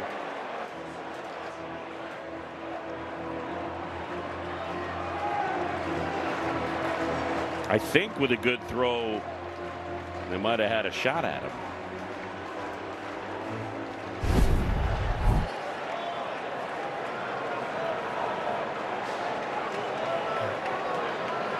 put a little more steam on that and a little bit lower, and they got him. Kind of goosed it over there.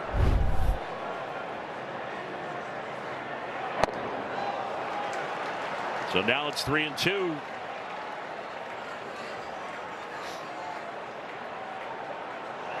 We're in the ninth. The Phillies have tied it on an Adolis pinch hit, Adolis Garcia pinch hit home run.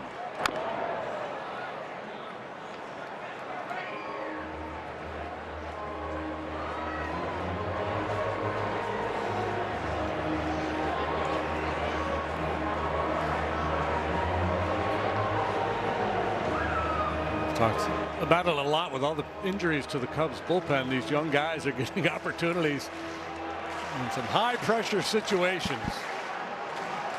3-2.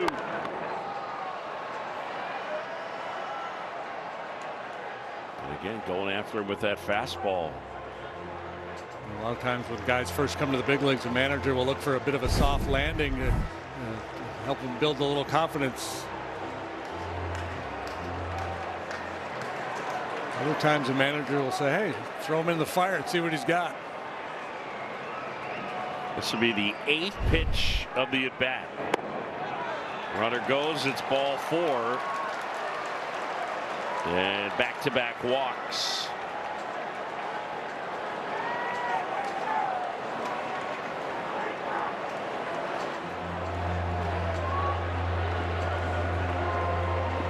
Just trying to help a young guy through a precarious situation. So Tommy Hotovy is going to call the troops together on the mound.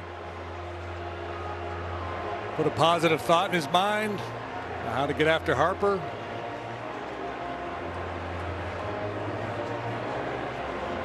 Well, Ryan Rolison starts to throw, and we haven't seen him in a good while. He's been on sabbatical.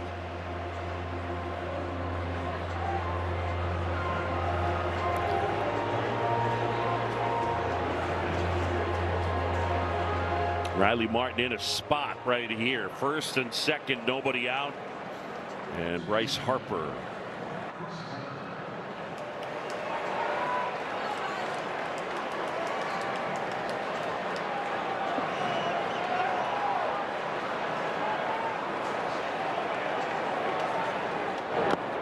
In the dirt and stopped by Carson Kelly for ball 1.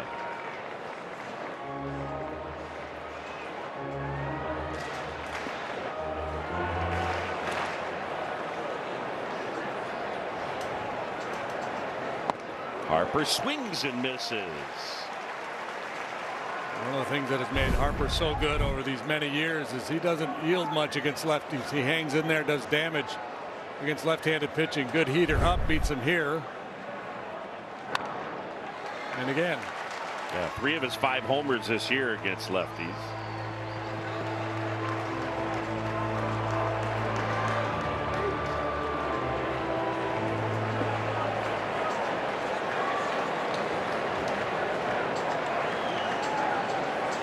Martin, a 1-2.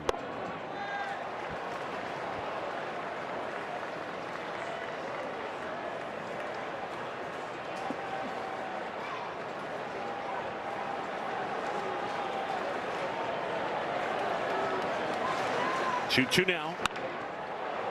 The other way, but foul. Couldn't get him to chase the breaking ball, so that one he elevated a little bit, left it in the zone. That pitch is really difficult for a lot of guys to execute. Left on left, it's just a good fastball down and away. Usually when you try to go away, most lefties like to throw the slider or the breaking ball out there. Kick and 2-2. High fly ball right field. Seiya Suzuki. He was really fighting the sun. Throw comes into second as Turner will tag and move up to 90 feet. And now they're at the corners. Harper just missed that one, and thankfully Seiya didn't, because if you're pitching and you look out and you see this, you're thinking, oh boy. Ultimately able to track it and put it away. And that's what he's looking at. Here it comes.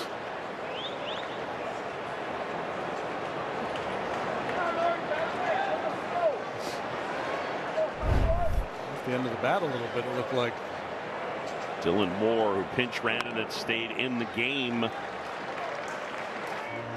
hitting for the first time. 1 out, runners at first and third. The Phillies tying it on a pinch hit solo homer by Adolis Garcia.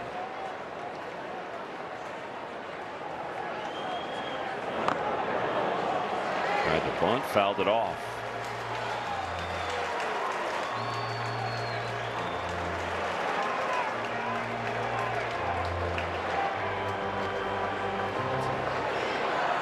We don't see quite as much. A few years back, it was almost automatic, it seemed like, for some clubs. First and third, 1 out. Safety squeeze. Greg Counts is bringing a trainer out for Riley Martin.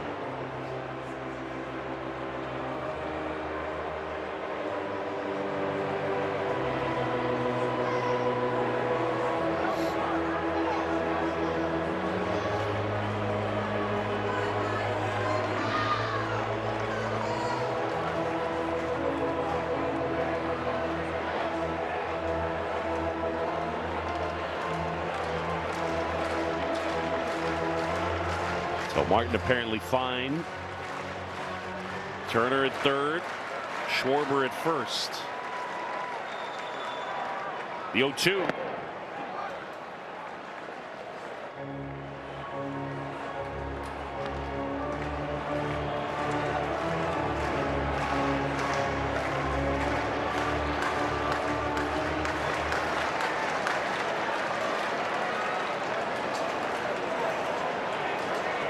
Lefty ready.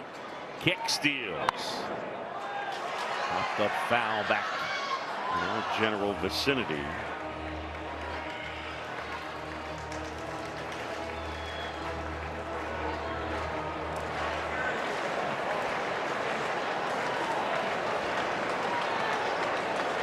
Two on, 1 out.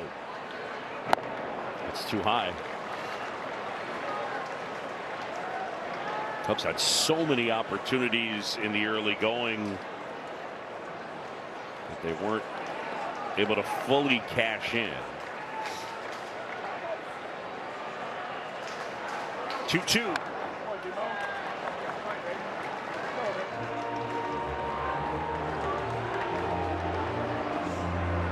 More on time. That time is underneath it a little bit. Has had very few plate appearances. Seeing a few pitches in this at bat should serve him well. Popped up right side. And Nico Horner pulls it down. Huge.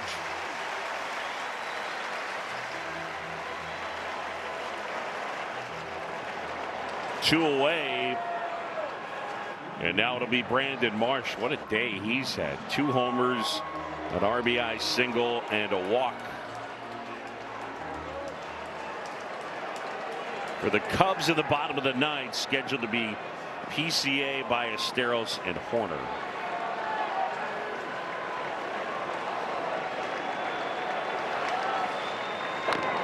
Marsh fouls it off.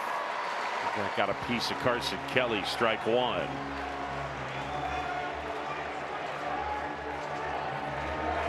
Big lefty Jose Alvarado is up in the Philly bullpen. There he is. Swing and a miss. Martin ahead, 0-2.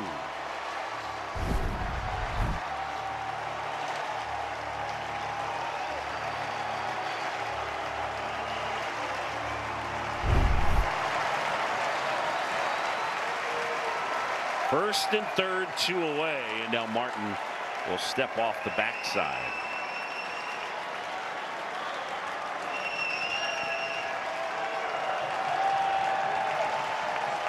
Attempted to play behind Schwarber at first base here. In there, got him. Martin fired up, and the Phillies leave a pair, but they do tie it up. We'll go to the bottom of the 9th. And Pete Crow Armstrong will lead things off when we come back. Well, the Cubs today with 7 strikeouts to help AbbVie's striking out cancer initiative. AbbVie, people, passion, possibilities.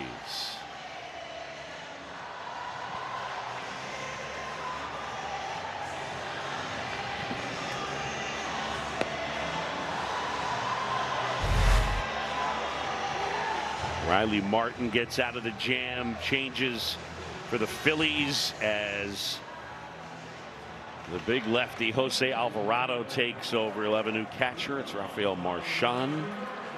Garcia stays in the game, and he'll take over in right. And Marsh goes to left. ECA tried to push a bunt, or at least push the ball on the ground towards the first base side. Trying a little drag bunt. Not a bad idea with the big lefty out there. Inside. Sinkers and cutters. Fastball at 98 miles per hour. Bowman on the grass at third. Outfield pretty much straight away and deep.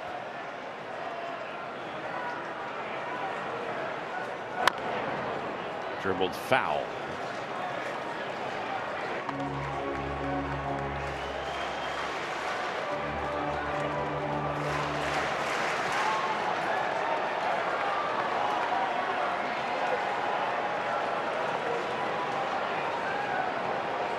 One-two to Pete in the dirt.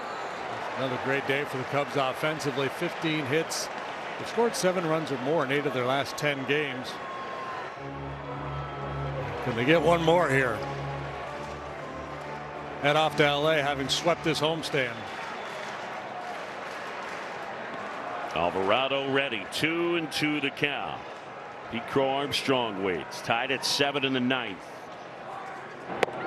Swing and a miss, and he got him on a cutter. One away. Mentioned the changes, so Marsh bumps from right to left. Garcia stays in right field, and a new battery. Defense has been an issue for the Phillies so far this year. There's Marchand. And that's a fair ball down the left field line. That one towards the left field corner by Esteros just keeps on hitting. Double to right last time. This time first pitch swinging, and he's been very effective with that approach. Whacks it down the third base line. Got Kingery will come in to pinch run for him, but man, can this guy hit.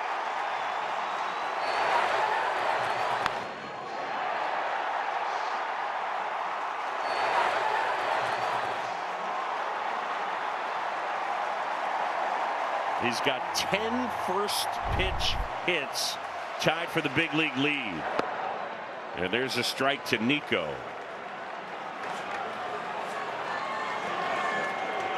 So Kingery with the speed at second. Who else would you want up at the plate but Nico Horner, looking for his first hit of the day and trying to win the game. In the dirt, and Marchand keeps it in front, 1-1.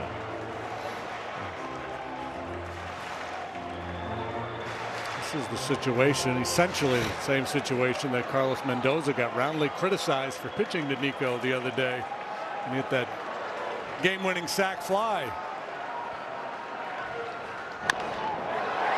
Chopped out to short. Turner takes it in and throws out Horner. And with 2 away, it'll be left up to Bregman.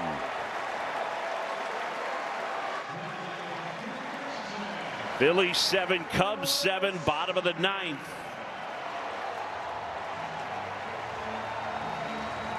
And Bregman here in this one is 1 out of 5.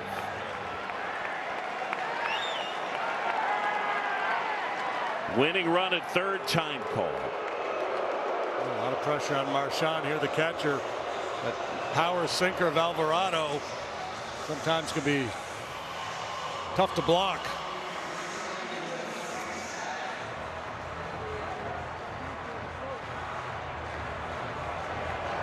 And they're going to go ahead and walk Bregman and face Ian Happ.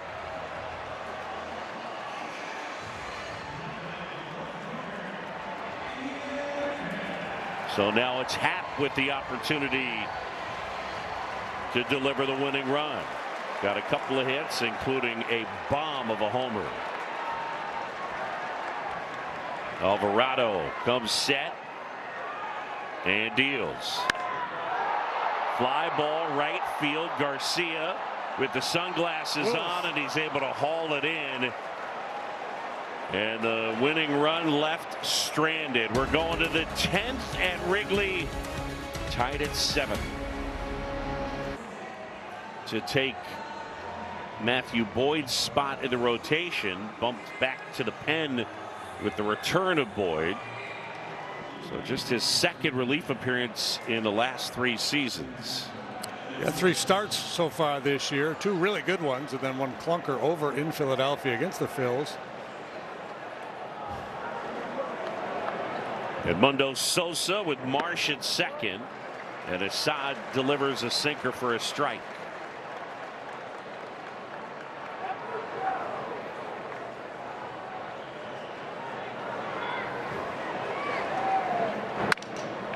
Broken bat, Horner out, makes the grab, and then tosses back to second. JD, only 1 position player hasn't played in this game for either side. It's Michael Conforto.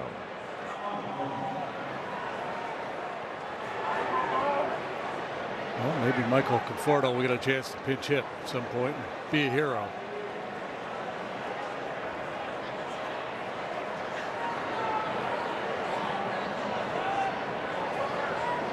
It's Bohm now.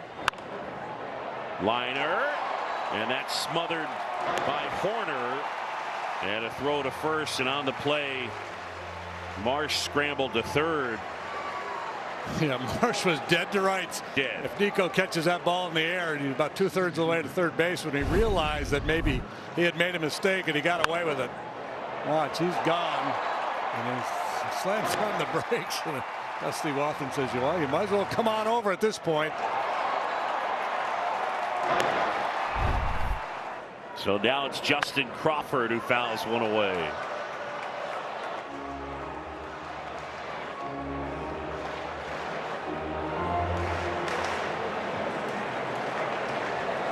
Crawford 0 for 4. Go ahead run at third. It's Marsh.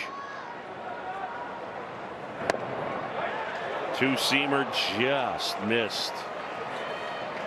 Woo.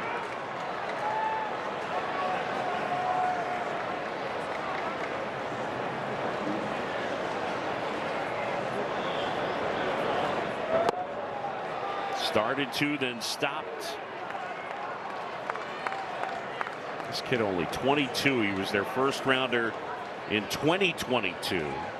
Minor league slash line 322, 385, 446. And about 1,400 plate appearances. Knocked down by Bregman. Picks it up. Throws him out. And Assad able to get out of it. That was 101.1, and Bregman playing goalie. Say it. Now it's Bregman. Johnny on the spot, knocks him down, throws him out. Not an easy play at all. It's difficult to anticipate that ground ball from the left-handed hitter on that side of the diamond. And Assad, fearless, got right after those Philly hitters in the top half of the inning, and now he's got a chance to be a winning pitcher. And Tanner Banks has a chance to be a losing pitcher. Not a chance that he relishes. 9 2/3 innings, a 5.59 ERA for the left-hander. Ian Happ is the automatic runner at second. Suzuki's going to be walked here, I believe.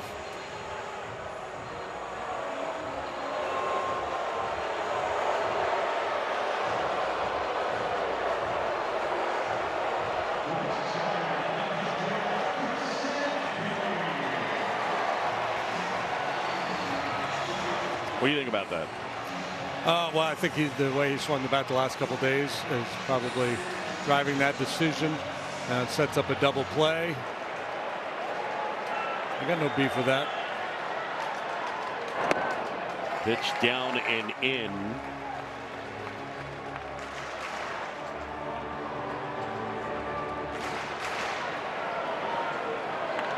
Carson Kelly with a couple of hits here today.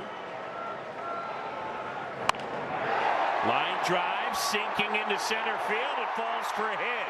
Happ had to hold up, and so he's not able to score. The throw comes into the plate, and they are all loaded.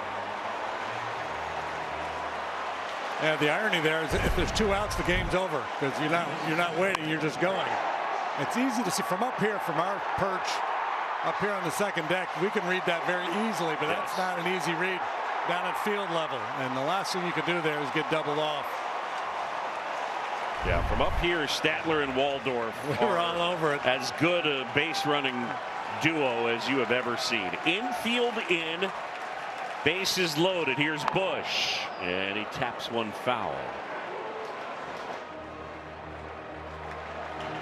Kids, if you don't know who Statler and Waldorf are, they're the Muppet Judges. If you don't know that, hit the Google machine.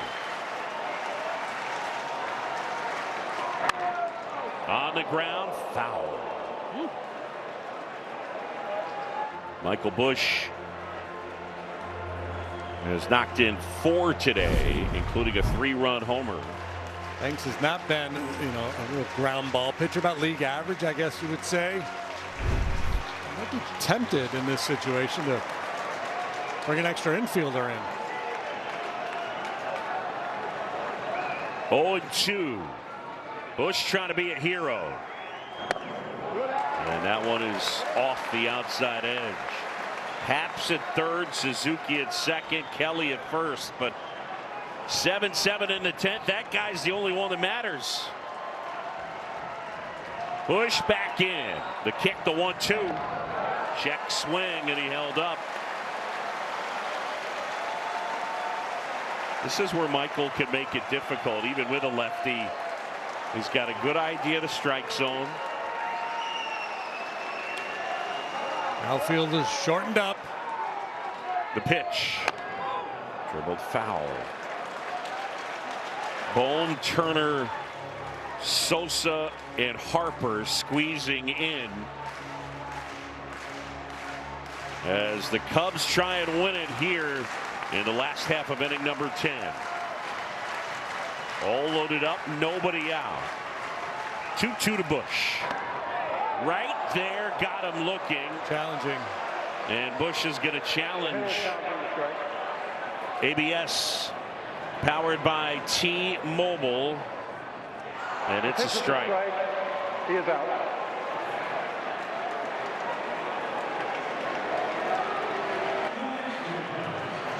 Obviously not a bad spot to use a challenge.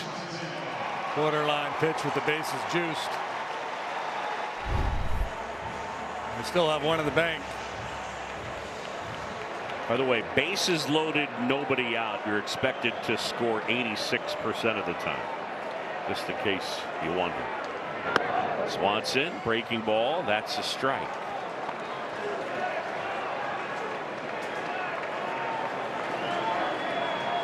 Dansby has never had a walk-off hit as a Cub.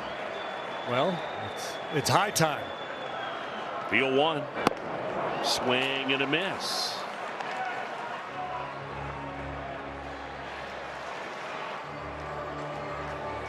Banks ahead. It's 0-2.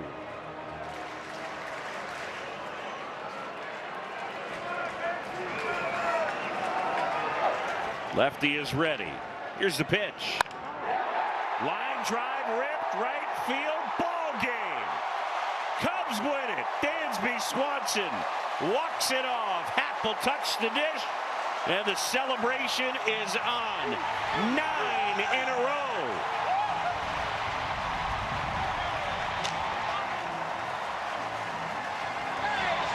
And JD, it's time to sing the song. Yeah, let's sing the song, everybody. Happy, happy, joy, joy.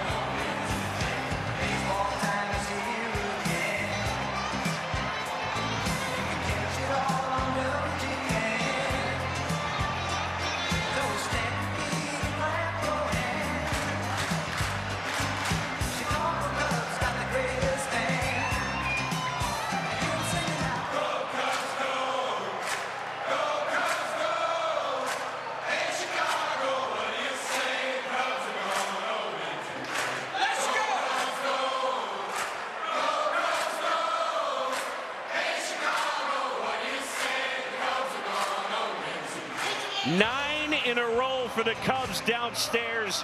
And here's Lance with Dansby. I got the hero of the day here, Dansby Swanson. Your first walk-off as a Cub. Kind of unbelievable. How does that feel? I mean, being able to hear this song after you do something cool is about as good as it gets. Unbelievable team win today. Just to be able to continue to battle amidst them coming back, and just a great team win. At bats up and down. Cabby was awesome. Just a special moment. First walk-off in a very long time as well. Did you miss this feeling? This is the best feeling in the world. So thankful.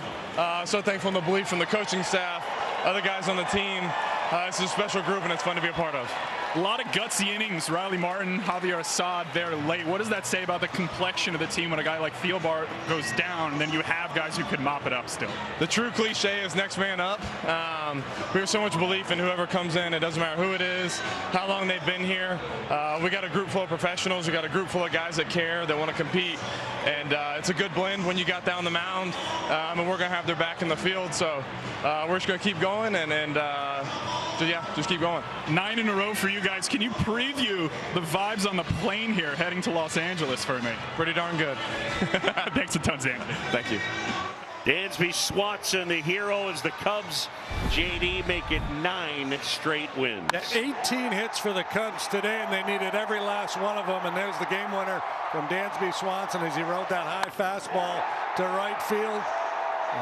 Cubs got a little mojo going, Boog. They're feeling good about things these days. Man, a hard-fought game. It looked like it was going to be an easy win.